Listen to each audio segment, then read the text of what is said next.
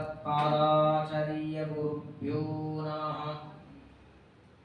सृष्टिस्थित्यप्ययेहा नियति दृशितमो बन्धमोक्षाश्च यस्मात् अस्य श्री ब्रह्मरुद्रप्रभृति सुरनरद्वीषशत्रुवात्मकस्य विष्णोर्व्यस्ताः समस्ताः सकलगुणनिधिः सर्वदोषो व्यपेतः पूर्णानन्दाव्ययो यो गुरुरपि परमश्चिन्तयेतं महान्तम्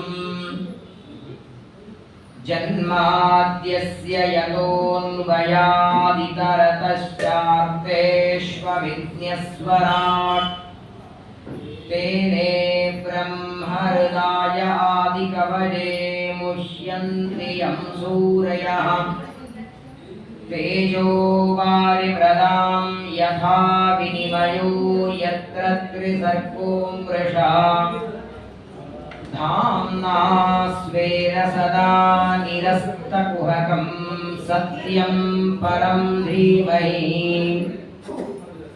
धर्मप्रोज्झितकैतवोऽत्र परमो निर्मत्सराणां सतां वेद्यं वास्तवमत्र वस्तु शिवदं तापत्रयोन्मूलनम्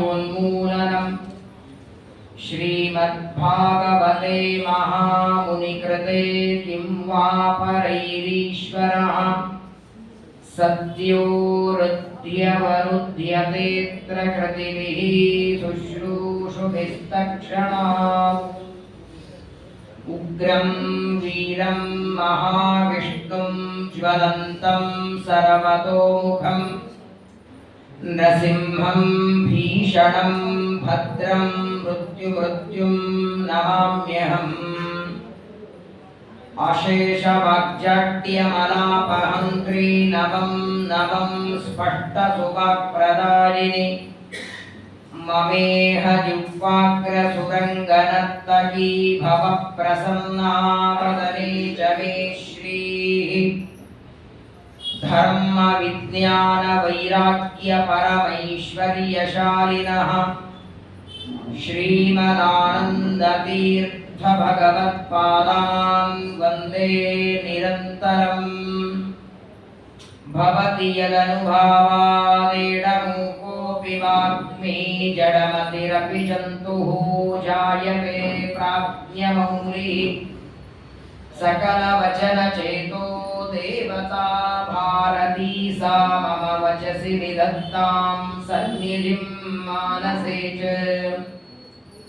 नमोऽस्तु तात्विका देवाः विष्णुभक्तिपरायणाः धर्ममार्गे प्रेरयन्तु भवन्तः सर्वमेव हि यं प्रौरजन्तमनुपेतमपेतकृत्यं द्वैपायनो विरहकातराजुहाव पुत्रेति तन्मयतया तरवोऽपि नेनुः तं सर्वभूतहृदयं मुनिमानतोऽस्मि वक्रतुण्डमहाकाय कोटिसूर्यसमप्रभ निर्विघ्नं कुरु मे देव सर्वकार्येषु सर्वदा श्रुतिक्षीराब्धिमामध्यधीमन्दरमहीभृता प्राप्ता न्यायसुधारेण तं जलेन्द्रमहं भजे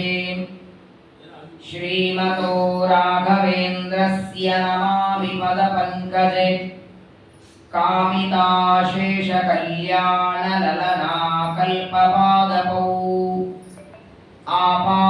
आपादमौलिपर्यन्तं गुरूणामाकृतिं स्मरेत् तेन विघ्नाः प्रणश्यन्ति सिद्ध्यन्ति च मनोरथाः श्रीगुरुभ्यो नमः देवोद्यानश्रियाजुष्टमध्यास्ते स्म त्रिविष्टपम् महेन्द्रभवनं साक्षात् निर्मितं विश्वकर्मणा श्रीगुरुभ्यो नमः। ಶ್ರೀಮದ್ಭಾಗವತದ ಸಪ್ತಮ ಸ್ಕಂದದಲ್ಲಿ ನರಸಿಂಹದೇವರ ಪರಮ ದಿವ್ಯವಾದ ಮಂಗಳಕರವಾದ ಎಲ್ಲ ಜಗತ್ತಿನ ದುಷ್ಟ ಶತ್ರುಗಳನ್ನು ನಾಶ ಮಾಡುವ ಚರಿತ್ರೆಯನ್ನ ಶುಕಾಚಾರ್ಯರು ವರ್ಣನ ಮಾಡುತ್ತಿದ್ದಾರೆ. ಸಮಯ ಎಷ್ಟು ಚೆನ್ನಾಗಿ ಕೂಡು ಬಂದಿದೆ. ವಾಸ್ತವಿಕವಾಗಿ ಈ ತಿಂಗಳಲ್ಲಿ ಪಂಚಮ ಸ್ಕಂದ ಷಷ್ಠ ಸ್ಕಂದ ಎರಡಾಗಬೇಕಾಗಿತ್ತು. ಆದರೆ ಮೊನ್ನೆ ನಡೆದ ಕಾಶ್ಮೀರದಲ್ಲಿ ನಡೆದಂತಹ ದುರಂತದಲ್ಲಿ ಅನೇಕ ಜನ ಅಮಾಯಕರ ಬಲಿಯಾಯಿತು. ಅವರೆಲ್ಲ ದುಷ್ಟರ ಸಂಹಾರಕ್ಕೆ ನರಸಿಂಹದೇವರು ಬರಬೇಕು ಅಂತ ಅದು ಆದ ಕೆಲವೇ ದಿನಗಳಲ್ಲಿ ನರಸಿಂಹದೇವರ ಚರಿತ್ರೆಯ ಶ್ರವಣ ಮಾಡ್ತಾ ಇದ್ದೇವೆ. ಬಾಹ್ಯ ಶತ್ರುಗಳು ಅಂತಃಶತ್ರುಗಳು ಅಂತ ಎರಡು ತರಹದ ಶತ್ರುಗಳಿದ್ದಾರೆ. ಅಂತಃಶತ್ರುಗಳನ್ನು ಕೊಲ್ಲೋದಕ್ಕೆ ಯಾವಾಗಲೂ ಪರಮಾತ್ಮ ಒಳಗೆ ಇದ್ದಾನೆ. ಬಾಹ್ಯ ಶತ್ರುಗಳು ಆಗಾಗ ನಮ್ಮಿಂದ ದೇವರು ದೂರ ಮಾಡಬೇಕು. ದಹ ದಹ ನರಸಿಂಹ ಅಸಹ್ಯ ವೀರ್ಯಾಹಿ ತಮ್ಮೆ. ಪ್ರಹ್ಲಾದರಾಜರನ್ನ ಅನುಗ್ರಹಕ್ಕಾಗಿ ಸ್ತಂಭದಿಂದ ಬಂದಂತಹ ಪರಮಾತ್ಮನ ಚರಿತ್ರೆ. ಪರಮಾತ್ಮ ಪಕ್ಷಪಾತ ಮಾಡ್ತಾನೆ, ದೇವತಾ ಪಕ್ಷಪಾತಿ ಅನ್ನುವ ಪರೀಕ್ಷಿತನ ಪ್ರಶ್ನೆಯನ್ನ ಪರಿಹಾರ ಮಾಡೋದಕ್ಕೆ ದೈತ್ಯ ಬಾಲಕರಾದ ಪ್ರಹ್ಲಾದನ ಮೇಲೆ ಅನುಗ್ರಹ ಮಾಡಿದ ಕಥೆಯನ್ನ ವರ್ಣನೆಯನ್ನ ಮಾಡ್ತಾ, ದಿತಿದೇವಿಯ ಗರ್ಭದಿಂದ ಅವತಾರ ಮಾಡಿದ ದೇವಲೋಕದ ಪರಮಾತ್ಮನ ದ್ವಾರಪಾಲಕರಾದ ಜಯ ವಿಜಯರು ಹಿರಿಯವನು ಹಿರಣ್ಯಕಶಿಪುವಾಗಿ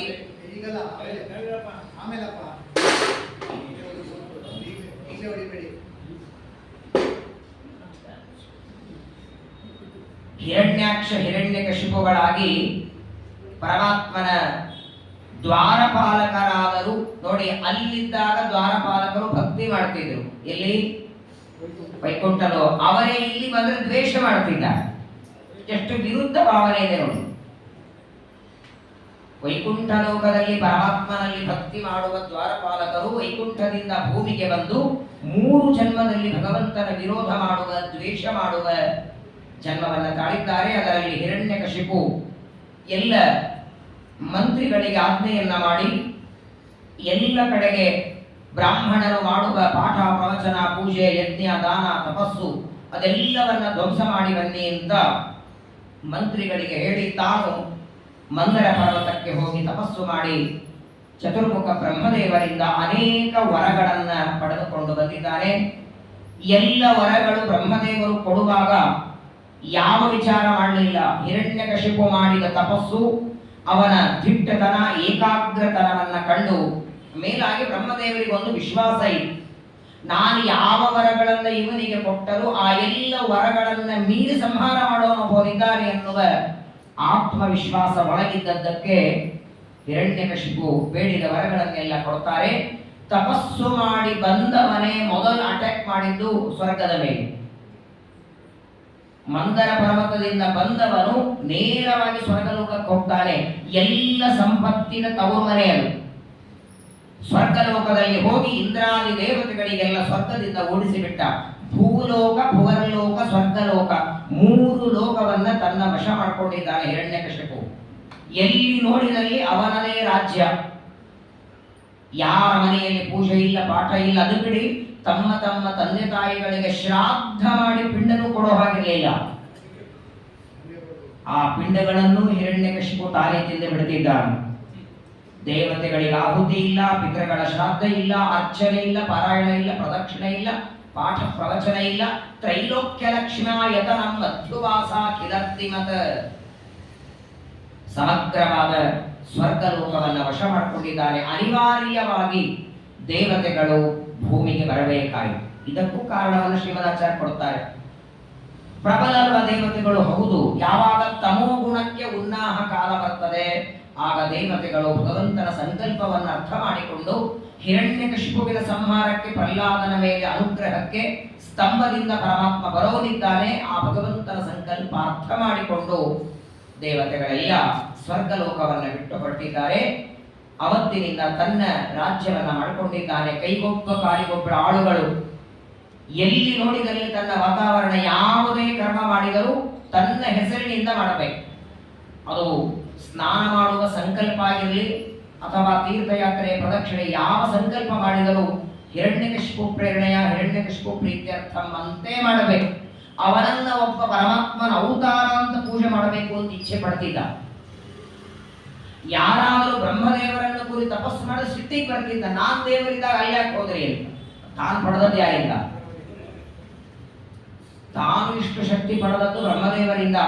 ಶ್ರೀಕೃಷ್ಣ ಪರಮಾತ್ಮ ಅವತಾರ ಮಾಡೋದಕ್ಕೆ ಮೊದಲೇನು 6 ಜನ ಮಕ್ಕಳು ಹುಟ್ಟುತ್ತಾರಲ್ಲ, ಅವರನ್ನ ಷಡ್ಗರ್ಭರು ಅಂತ ಕರೀತಾರೆ. ಅವರ ಮೂಲದಲ್ಲಿ ಮರೀಚಿ ಋಷಿಗಳ ಮಕ್ಕಳವರು 6 ಜನ. ದೇವರ ಋಷಿಗಳನ್ನು ನೋಡಿ ನಕ್ಕಿರ್ತಾರೆ, ಸೊರಗಿರ್ತಾರೆ ದೇವದರು. ಅಯ್ಯೋ ಎಷ್ಟು ಸೊರಗಿದ್ದಾರೆ ಅಂತ ನಕ್ಕಿದ್ದಕ್ಕೆ ಅವರು ಶಾಪ ಕೊಡ್ತಾರೆ, ಕಾಲನೇಮಿಯ ಮಕ್ಕಳಾಗಿ ಹುಟ್ಟಿ ಎಂದು. ಆಗ ಕಾಲನೇಮಿ ಯಾರಿರ್ತಾರೆ? ಹಿರಣ್ಯಾಕ್ಷ. ಅವನ ಮಕ್ಕಳಾಗಿ ಹುಟ್ಟುತ್ತಾರೆ 6 ಜನ. ಮರೀಚಿ ಋಷಿಗಳ 6 ಜನ ಮಕ್ಕಳು ದೇವರ ಋಷಿಗಳ ಶಾಪದಿಂದ ಕಾಲನೇಮಿಯ ಮಕ್ಕಳು ಅಂದ್ರೆ ಹಿರಣ್ಯಾಕ್ಷರ ಮಕ್ಕಳಾಗ್ತಾರೆ. ಹಿರಣ್ಯಾಕ್ಷರ ಮಕ್ಕಳಾಗಿ ಬ್ರಹ್ಮದೇವರ ತಪಸ್ಸು ಮಾಡುವಾಗ ಹಿರಣ್ಯಕಶಿಪು ಕೋಪ ಬರ್ತದೆ. ನಾನಿರುವಾಗ ನನ್ನ ತಮ್ಮನ ಮಕ್ಕಳು ಬ್ರಹ್ಮದೇವರ ಹತ್ರ ಹೋದರು ಅಂತ ಹಿರಣ್ಯಕಶಿಪು ಶಾಪ ಕೊಡ್ತಾನೆ, ನಿಮ್ಮ ಅಪ್ಪನಿಂದ ನಿಮಗೆ ಮರಣ ಬರಲಿ, ತಂದೆಯಿಂದ ಮರಣ ಬರಲಿ ಅಂತ ಹಿರಣ್ಯಕಶಿಪುವಿನ ಶಾಪ ಇದ್ದದ್ದರಿಂದ ಅದೇ ಕಾಲನೇಮಿನೇ ಕಂಸ.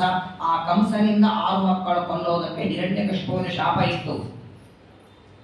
ಅವನೊಳಗೆ ಜಯ ಅನ್ನೋ ದ್ವಾರಪಾಲಕ. ಹಾಗಾಗಿ 6 ಜನ ಮಕ್ಕಳನ್ನ ಕಂಸ ಕೊಲ್ಲುವಂತೆ ನಾರದರು ಬಂದು ಪ್ರಚೋದನೆ ಮಾಡುತ್ತಾರೆ. ಬಹಳ ದೊಡ್ಡ ವ್ಯಕ್ತಿ ದ್ವಾರಪಾಲಕ ಅಂದ್ರೆ. ಆದರೆ ತಮೋಗುಣ ಹೆಚ್ಚಿದ್ದರಿಂದ ಎಲ್ಲ ಕಡೆಗೆ ಸಂಚಾರ ಮಾಡ್ತಾರೆ. ವಿಚಿತ್ರ ಅಂದ್ರೆ ರತ್ನಾಕರಾಶ್ಚ ರತ್ನಾನಿ ತತ್ಪತ್ಯಶ್ಚೂರ್ಮವಿ, ಸಮುದ್ರದಲ್ಲಿದ್ದ ರತ್ನ ಮುತ್ತುಗಳೆಲ್ಲ ವಶ ಮಾಡಿಕೊಂಡಿದ್ದಾನೆ. ಯಾವ ದೇವತೆಗಳು ತಮ್ಮ ಕೆಲಸವನ್ನ ತಾವು ಮಾಡೋ ಹಾಗಿಲ್ಲ, ಎಲ್ಲರನ್ನ ವಶ ಮಾಡಿಕೊಂಡಿದ್ದಾನೆ. ಸಮಗ್ರವಾದ ತ್ರಿಲೋಕದ ಅಧಿಪತಿಯಾಗಿ ಬೆಳೀತಾ ಇದ್ದಾನೆ. ಎಲ್ಲ ದೇವತೆಗಳು ದೇವರ ಹತ್ರ ಬರ್ತಾರೆ, ಪರಮಾತ್ಮನಿಗೆ ಪ್ರಾರ್ಥನೆ ಮಾಡ್ತಾರೆ.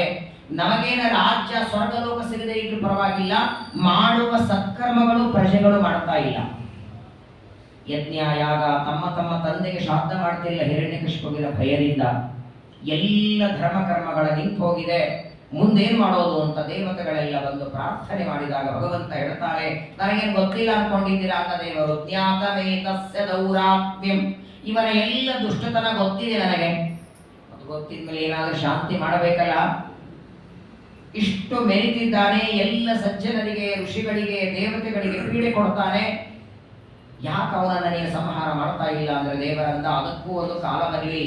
ಅವನು ನೋಡಿ, ಒಂದು ಕುಲ ನಾಶ ಆಗೋದಕ್ಕೆ ಒಂದು ಬಾಂಬ್ ಸ್ಫೋಟ ಆದ್ರೆ ಸಾಕು. ಹಿರಣ್ಯಕಶಿಪು ಸಾಯೋದಕ್ಕೆ ಅವನು ಏನೇನು ಪಾಪ ಮಾಡಿರಬೇಕು, ಇಷ್ಟು ಪಾಪಗಳು ಅವನಿಂದ ನಡೆದರೆ ನಾನು ಸಂಹಾರ ಮಾಡ್ತೇನೆ. ಮೊದಲನೇದ್ದು ವೇದಗಳ ದ್ರೋಹ, ಎರಡನೇದ್ದು ದೇವತೆಗಳ ದ್ರೋಹ, ಮೂರನೇದ್ದು ಆಕಳು ಉತ್ತಮವಾದ ಪ್ರಾಣಿಗಳ ದ್ರೋಹ, ಬ್ರಾಹ್ಮಣ ದ್ರೋಹ, ಸಜ್ಜನ ದ್ರೋಹ, ಧರ್ಮಗಳ ದ್ರೋಹ, ಕೊನೆಗೆ ಮೈ ವಿದ್ವೇಷ. ಇಷ್ಟು ಹೇಳ್ತಾನೆ. ಯದಾ ದೇವೇಶು ವೇದೇಶು ಗೋಷು ವಿಪ್ರೇಷು ಸಾಧುಷು ಧರ್ಮೇ ಮೈಚ ವಿದ್ವೇಷ ಸವಾ ಆಶು ವಿನಶ್ಯತಿ. ಇದು ಬರೀ ಹಿರಣ್ಯಕಶಿಪುವಿಗೆಲ್ಲ, ಪ್ರಪಂಚದಲ್ಲಿ ಎಲ್ಲರಿಗೂ ಸಂಬಂಧಪಟ್ಟ. ಧರ್ಮಕ್ಕೆ ವಿರೋಧ ಮಾಡಿ ಭಗವಂತನನ್ನ ವಿದ್ವೇಷ ಮಾಡಿದರೆ, ಸಜ್ಜನರನ್ನ, ಸಾಧುಗಳನ್ನ, ಅಮಾಯಕರನ್ನ ಸಂಹಾರ ಮಾಡಿದರೆ ಆ ವ್ಯಕ್ತಿಗಳು ಬಹಳ ದಿನ ಉಳಿಯಲ್ಲ. ಯಾವಾಗಲೂ ಧರ್ಮಕ್ಕೆ ಜಯ. ಇಷ್ಟು ಹೇಳಿ ಮುಗಿಸ್ಬೇಕಾಗಿತ್ತು ದೇವರು. ಯಾಕಂದ್ರೆ ಇಷ್ಟೆಲ್ಲ ಪಾಪಗಳು ಆಲ್ರೆಡಿ ಮಾಡಿದ್ದವ. ವೇದಗಳ ದ್ರೋಹ, ಬ್ರಾಹ್ಮಣ ದ್ರೋಹ, ಆಕಳ ದ್ರೋಹ, ದೇವತೆಗಳ ದ್ರೋಹ ಎಲ್ಲ ಮಾಡಿದ್ದಾನೆ. ಮತ್ತೆ ಯಾಕೆ ನಿನ್ನ ಸ್ತಂಭದಿಂದ ಅವತಾರ ಮಾಡ್ತಾ ಇಲ್ಲ? ಆದರೆ ಇನ್ನೊಂದು ತಪ್ಪು ಅವನಿಂದ ನಡೀಲಿ ಅಂತಾರೆ ದೇವರು. ಅದೇನು? ನಿರ್ವೈರಾಯ ಪ್ರಶಾಂತಾಯ ಸುವಸುತಾಯ ಮಹಾತ್ಮನೆ ಪ್ರಹ್ಲಾದಾಯ ಯದಾ ದೃಶ್ಯೇ ಹರಿಷ್ಯೇಪಿ ವರೋರ್ಜಿತಂ.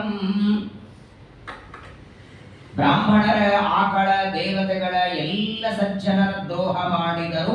ಯಾವಾಗ ತನ್ನ ಮಗನಾದ ಪ್ರಹ್ಲಾದನಲ್ಲಿ ದ್ವೇಷ ಮಾಡ್ತಾನೆ, ಮಗನಾದ ಪ್ರಹ್ಲಾದನನ್ನ ಯಾವಾಗ ಕೊಲ್ಲೋದಕ್ಕೆ ಸಿದ್ಧನಾಗ್ತಾನೆ, ಆಗ ನಾನು ಸ್ತಂಭದಿಂದ ಅವತಾರ ಮಾಡಿ ಅವರ ಸಂಹಾರ ಮಾಡ್ತೇನೆ ಅಂತ ಪರಮಾತ್ಮ ಹೇಳೋ ಮಾತಿದು ದೇವತೆಗಳಿಗೆ. ಹಾಗಾದರೆ ಒಂದು ಪ್ರಶ್ನೆ ಬರ್ತದೆ, ದೇವತೆಗಳಿಗಿಂತ ಪ್ರಹ್ಲಾದ ದೊಡ್ಡವನೇ?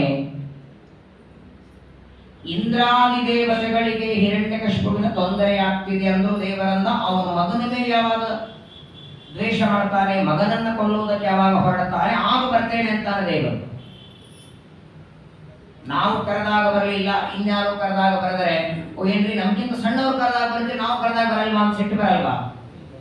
ತಾರತಮ್ಯ ಹೋಯ್ತಲ್ಲ. ದೇವತೆಗಳಿಗಾಗಿ ಬರಬೇಕಾಗಿ ಎಲ್ಲ ದೇವತೆಗಳನ್ನ ಸ್ವರ್ಗಲೋಕದಿಂದ ಭೂಮಿಗಟ್ಟಿದ್ದಾನೆ. ಬ್ರಾಹ್ಮಣರ ಆಕಳಗಳ ದ್ರೋಹ ಇಷ್ಟು ಪಾಪ ಮಾಡಿದರೂ ಅವತಾರ ಮಾಡಿ ಬಾ ಅಂತ ದೇವತೆಗಳು ಕರೆದರೆ ಬರಲ್ಲ ಅಂತ ದೇವರು. ಮಗನ ಮೇಲೆ ವಿರೋಧ ಯಾವಾಗ ಮಾಡ್ತೇನೆ ಆಗ ಬರ್ತೇನೆ ಅಂತಾನೆ. ಈ ಶ್ಲೋಕಕ್ಕೆ ಸತ್ಯಧರ್ಮ ತೀರ್ಥರ ವ್ಯಾಖ್ಯಾನ ಬರೀತಾರೆ. ಮೊದಲು ತಪ್ಪು ತಿಳ್ಕೊಂಡೇರಿ ಅಂದರು. ಅವನು ಹೇಳಿದ್ದು ತನ್ಮಗನ ಸ್ವಸೂತ ಅಂತ ಶಬ್ದ ಇಟ್ಟಿದ್ದಾರೆ.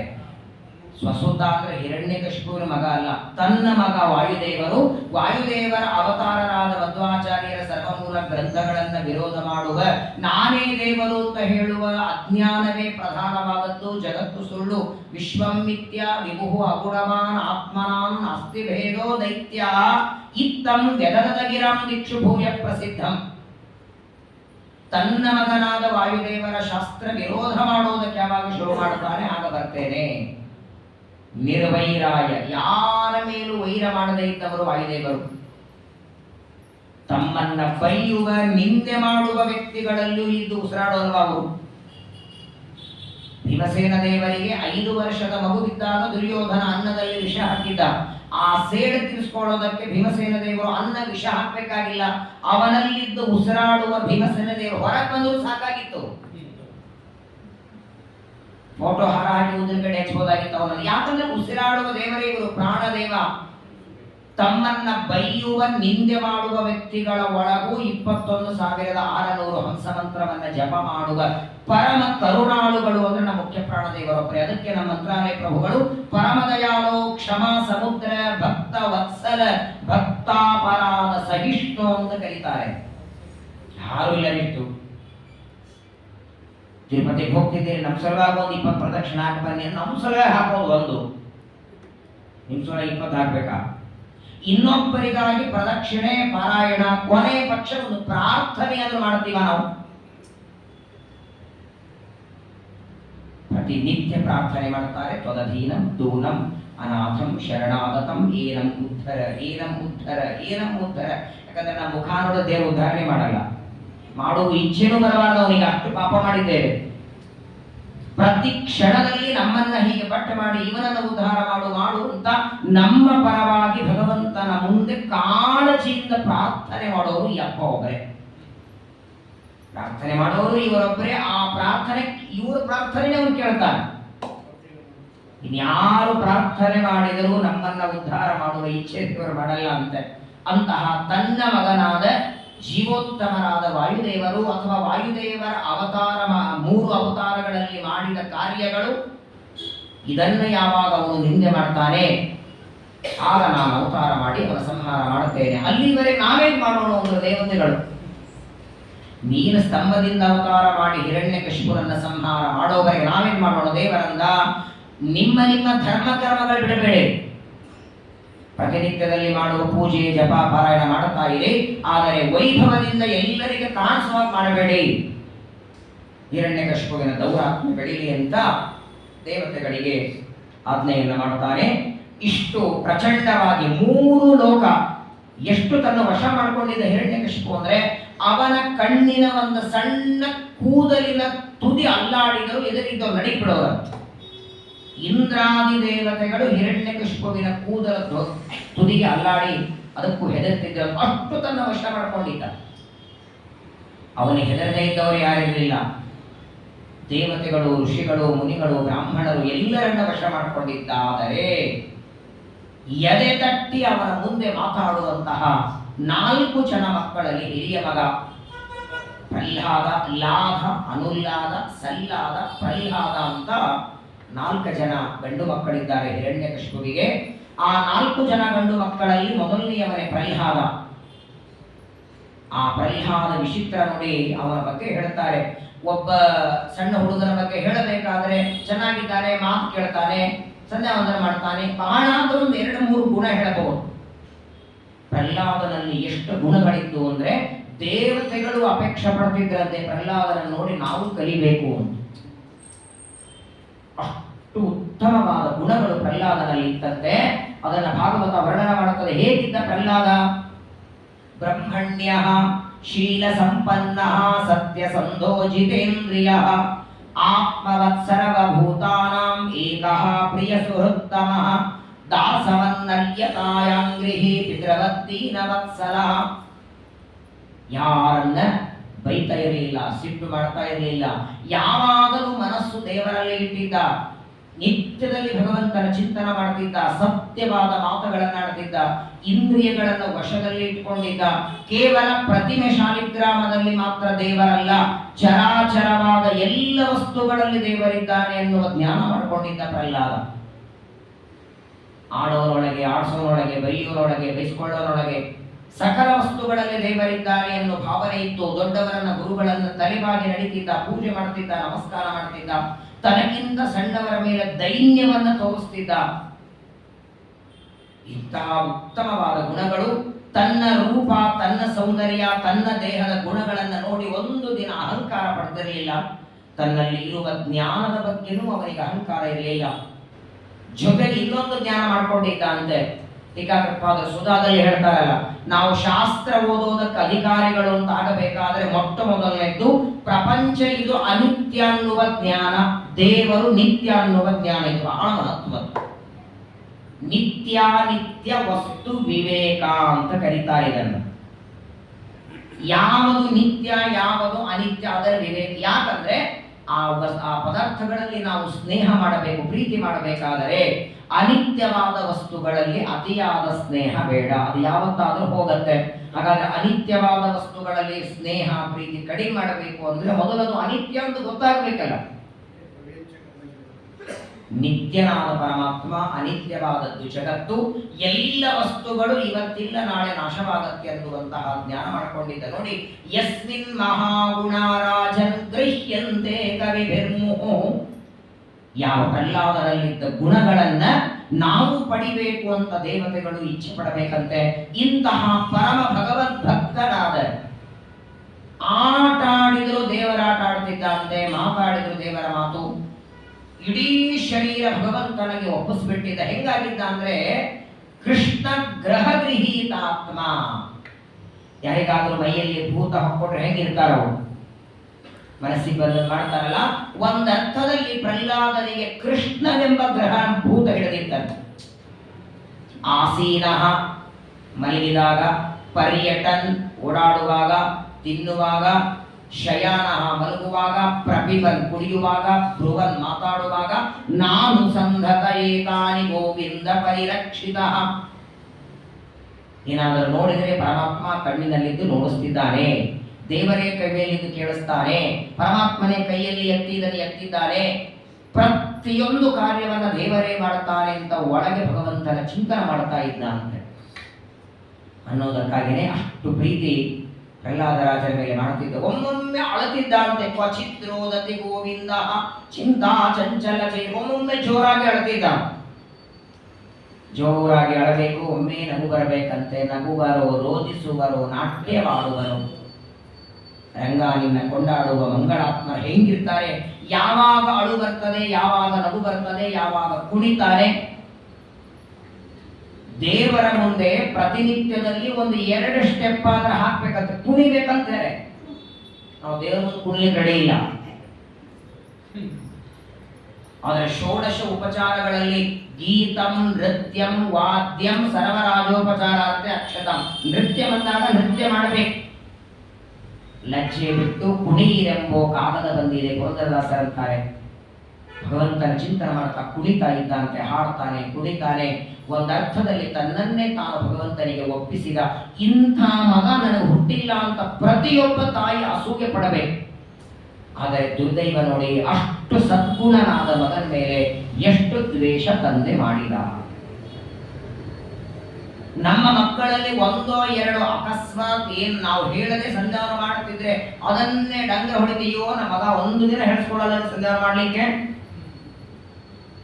ಸಂಧ್ಯಾವಂದನ ಮಾಡ್ತಾನೆ, ತಾನೇ ಪಾತ್ರೆ ಬರೆಸಿಡ್ತಾನೆ, ಚಿತ್ರ ಹಾಕಿ ಇಡ್ತಾನೆ. ಅವ ಒಂದು ಸಂಧಾನ ಮಾಡಿ ಉಳಿದಲ್ಲಿ ಹೇಳ್ಬಿಟ್ಟಿರ್ತಾವ, ಮಾಡಲಿಲ್ಲ ಅಂದ್ರು. ಒಂದೋ ಎರಡೋ ಗುಣಗಳು ನಮ್ಮ ಮಕ್ಕಳಲ್ಲಿದ್ರೇನೆ, ಒಂದಿದ್ರೆ 10 ಮಾಡಿ ಹೇಳ್ತೀವಿ. ಇಂತಹ ಸದ್ಗುಣವುಳ್ಳ ಮಗನ ಮೇಲೆ ಎಂಥ ವಿರೋಧ ಮಾಡ್ತಾನೆ. ಯಾಕೆ ಬಂತು ಮಗನ ಮೇಲೆ ಸಿಟ್ಟು ಹಿರಣ್ಯಕಶಿಪುವಿಗೆ?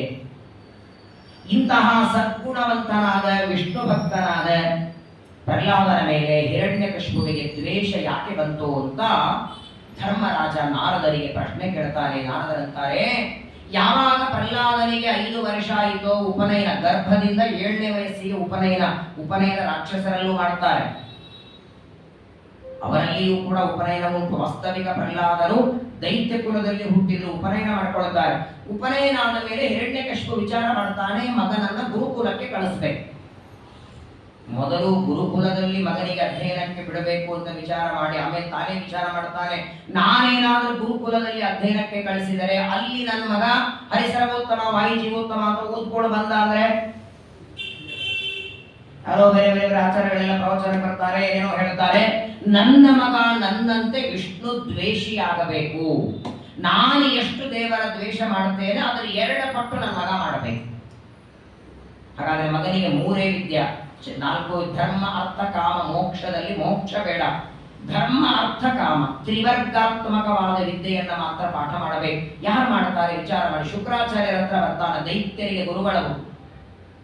ಶುಕ್ರಾಚಾರ್ಯರಿಗಂತಾನೆ, ನನ್ನ ಮಗನಿಗೆ ಪಾಠ ಮಾಡಬೇಕು, ಮಗನನ್ನ ವಿದ್ಯಾಪೀಠಕ್ಕೆ ಬಿಡಲ್ಲ, ನನ್ನ ಮನೆಯಲ್ಲೇ ವಿದ್ಯಾಪೀಠ ಮಾಡಬೇಕು, ಅಲ್ಲಿ ಬಂದು ಪಾಠ ಹೇಳಬೇಕು, ನನ್ನ ಕಣ್ಣು ಮುಂದೆ ಪಾಠ ನಡೀಬೇಕು, ಅದೇನಾಗುತ್ತೋ ಸಂಬಳ ಕೊಡ್ತೇವೆ. ಶುಕ್ರಾಚಾರ್ಯರಂತಾರೆ, ನನಗೆ ಪುರೋಹಿತ್ಯ ಜವಾಬ್ದಾರಿ ಬಹಳ ಇದೆ. ಎಲ್ಲರ ಈಗ ಪುರೋಹಿತರಲ್ಲಿ 2 ತರ ಇರ್ತಾರೆ.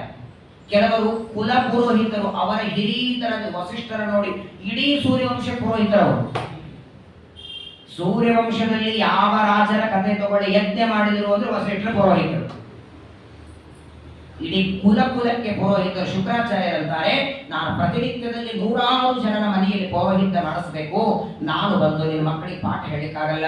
ಮತ್ತೆ ಯಾರಾದ್ರೂ ಇದ್ರೆ ಹೇಳಿ, ನನಗೆ 2 ಮಕ್ಕಳಿದ್ದಾರೆ, ಷಂಡ ಅಮರ್ಕ. ಷಂಡ ಅಮರ್ಕ ಒಬ್ಬರ ಹೆಸರಲ್ಲ, ಅದು ಇಬ್ಬರವು.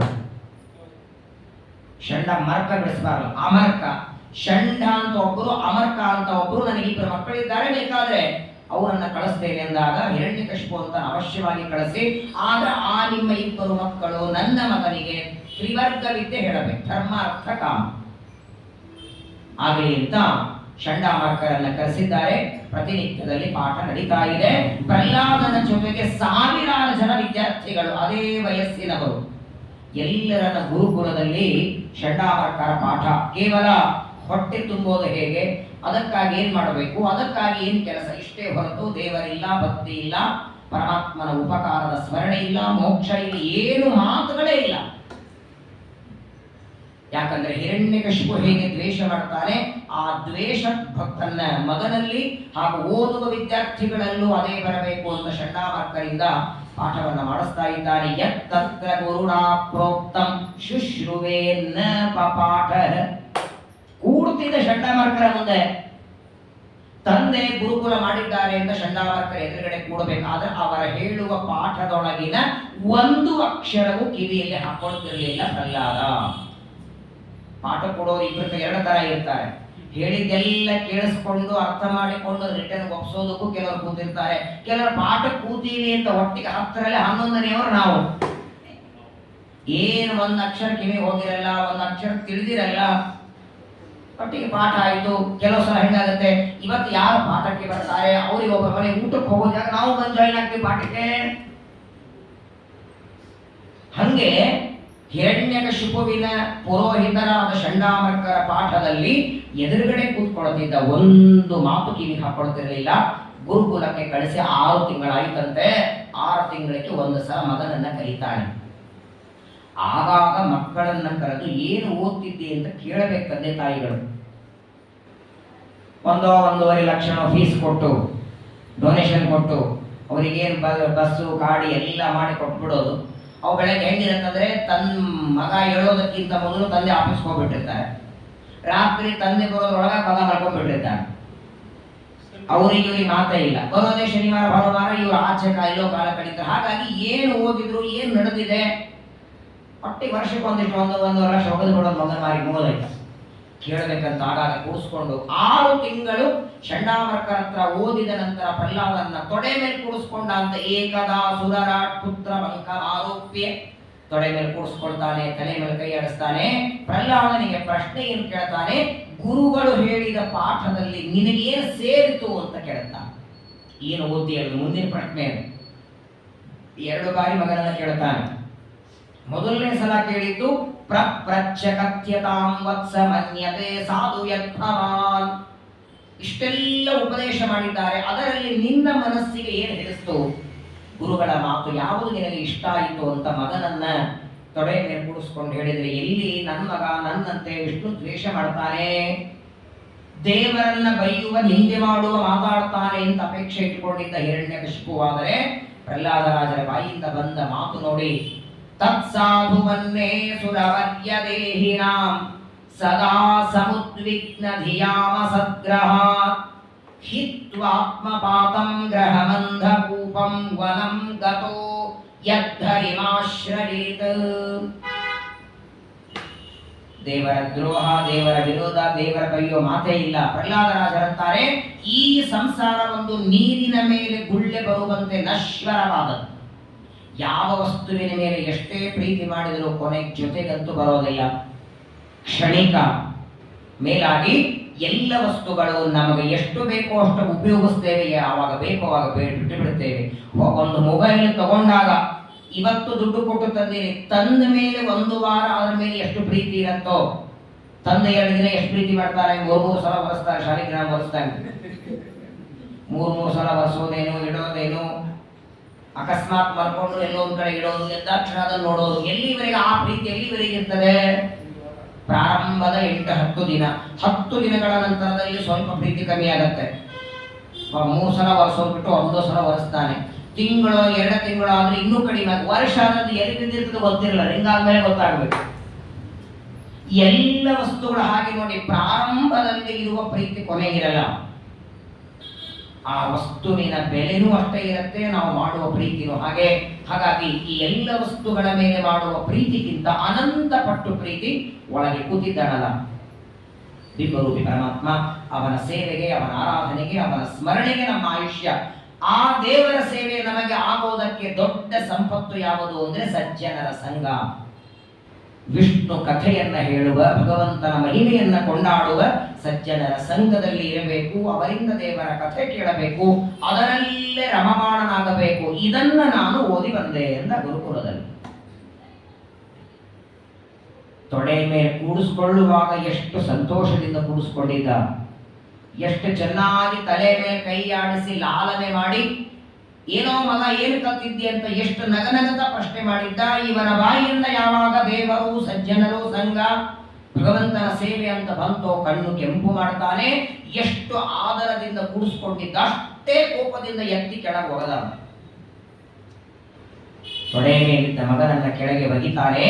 ಕೆಳಗೆ ಕುಕ್ಕರಿಸಿದ ಮಗನನ್ನ ಪ್ರಚಂಡ ಸಿಟ್ಟು ಬರ್ತಾ ಇದೆ. ಯಾರನ್ನ ಬೈಬೇಕೀಗ? ಸಾಮಾನ್ಯವಾಗಿ ಮಕ್ಕಳು ಓದುವಾಗ ಏನಾದರೂ ತಪ್ಪಿದ್ರೆ ಅಲ್ಲೇ ತಾನೇ ಹೋಗೋದು ನಾವು. ಯಾಕಂದ್ರೆ ಷಂಡಾಮರ್ಕರು ತಮ್ಮ ಗುರುಕುಲದಲ್ಲಿ ಪಾಠ ಮಾಡಿದ್ರೆ ಎಷ್ಟು ಸಂಬಳ ಕೊಡಬೇಕು ಅದನ್ನು 2 ಪಟ್ಟು ಕೊಡ್ತಿದ್ದ. ಯಾಕಂದ್ರೆ ಇಲ್ಲಿ ಬಂದು ಹೇಳ್ತಿದ್ದಾರೆ ಅಂತ 2 ಪಟ್ಟು ಸಂಬಳ ಹೆಚ್ಚು ಕೊಟ್ಟರು ನನ್ನ ಮಗನ ಬಾಯಿಯಲ್ಲಿ ದೇವರ ಶಬ್ದ ಬಂತಲ್ಲ. ಕರೆದ್ರಂತ ಷಂಡಾಮರ್ಕರನ್ನ. ಮೊದಲು ಅವ್ರ ಪರೀಕ್ಷಾ. ಷಂಡಾಮರ್ಕರನ್ನ ಕರೆದು ಕೇಳ್ತಾರೆ, ಏನಿದು ನನ್ನ ಮಗ ಆಡ್ತಾ ಇದ್ದಾನೆ. ಶ್ರುತ್ವ ಪುತ್ರ ವೀರಂ ದೈತ್ಯ ಪರಪಕ್ಷ ಸಮೀಹಿತ. ಹಿರಣ್ಯಕಶಿಪು ಹಲ್ಲು ಕಡಿತಿದ್ದಾನೆ, ಕಣ್ಣು ಕೆಂಪು ಮಾಡ್ತಾನೆ. ಅವನ ಆ ಸಿಟ್ಟಿನ ಮುಖ ನೋಡಿ ಷಂಡಾಮರ್ಕರ ಗಾಬರಿಯಾಗಿದ್ದಾರೆ. ಷಂಡಾಮರ್ಕರನ್ನು ಕರೆದು ಬೈತಾನೆ, ನಾನು ಪ್ರಾರಂಭದಲ್ಲೇ ನಿಮಗೆ ಹೇಳಿದ್ದೆ, ನನ್ನ ಮಗನ ಬಾಯಿಯಲ್ಲಿ ಸರ್ವಥಾ ವಿಷ್ಣು ದೇವರು ಮಾತು ಬರಬಾರದು. ಏನ್ ಪಾಠ ಮಾಡಿದ್ದೀರಿ ಎಂದಾಗ ಷಂಡಾಮರ್ಕರ ಅಂತಾರೆ, ಇದು ನಾವು ಹೇಳಿದ್ದಲ್ಲ. ಇದನ್ನು ಹೇಳೋದಕ್ಕೆ ನಮಗೆ ಬರಲ್ಲ, ಅವನಿಗೆ ಎಲ್ಲಿಂದ ಹೇಳೋಣ ಅಂದ್ರೆ ಅವರು ನಮ್ಮ ಗುರುಗಳಾದ ನಮ್ಮ ತಂದೆಯಾದ ಶುಕ್ರಾಚಾರ್ಯರ ಕೈಯಿಂದ ಓದ್ದವರು. ಆಮೇಲೆ ನೀನು ಯಾವಾಗ ರಾಜ ಆಗಿದ್ಯೋ ಅವತ್ತಿನಿಂದ ನಿನ್ನನ್ನೇ ದೇವರು ಅಂತ ಉಪಾಸನೆ ಮಾಡಿ ನಾವು ದೇವರನ್ನ ಮರೆತೇ ಬಿಟ್ಟಿದ್ದೇವೆ. ನಮ್ಮ ಮೇಲೆ ವಿಶ್ವಾಸ ಮಾಡು, ಇದು ನಾವು ಹೇಳಿದ ಪಾಠ ಅಲ್ಲ ಅಂತಾರೆ. ಸರಿ, ನೀನು ಹೇಳಿಲ್ಲ, ಯಾರು ಬೇರೆ ಆಚಾರ ಬಂದಿದ್ರ?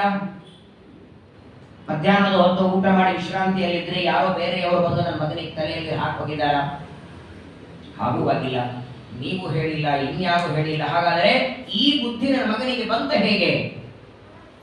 ಅದೇ ಮಾತಂತಾರೆ ಷಡ್ಡಾಮರ್ಕರ್ ಅಂತಾರೆ, ನಮ ಪ್ರಣೀತಂ ನ ಪರ ಪ್ರಣೀತಂ ಸುತೋ ವದತ್ತೇಶ ತವೇಂದ್ರ ಶತ್ರು ನೈಸರ್ಗಿಕೀಯಂ ತಿರಸ್ಯ ರಾಜನ್. ಕೆಲವರಿಗೆ ಹೇಳಿದ ಮೇಲೆ ತಲೆಗೆ ಹೋಗುತ್ತೆ. ಈ ಎಲ್ಲ ದೇವರು ಭಕ್ತಿ ಶ್ರದ್ಧಾ ಅನ್ನುವ ನಿನ್ನ ಮಗನಿಗೆ ಯಾರು ಹೇಳಬೇಕಾಗಿಲ್ಲ. ಅವನ ಬುದ್ಧಿ ನ್ಯಾಚುರಲ್ ಆಗಿ ಇಳಜಾರಿಗೆ ಇದ್ರೆ ನೀರು ತಾನೇ ಹೋಗುತ್ತೆ, ಯಾರು ಒತ್ತಬೇಕಾಗಿಲ್ಲ ನೀರಿಗೆ. ಯಾವ ಕಡೆಗೆ ಇಳಿಯರತ್ತಲು ಹೋಗತ್ತಲ್ಲ, ಹಾಗೆ ನಿನ್ನ ಮಗನ ಬುದ್ಧಿ ದೇವರಲ್ಲಿ ನ್ಯಾಚುರಲ್ ಆಗಿ ಹೋಗತ್ತಪ್ಪ, ಯಾರು ಉಪದೇಶ ಬೇಕಾಗಿಲ್ಲ. ನೈಸರ್ಗಿಕೀಯಂ ಮತಿ ಎಂದರೆ ಯಾರ ಉಪದೇಶದಿಂದ ಹೋದದ್ದಲ್ಲ.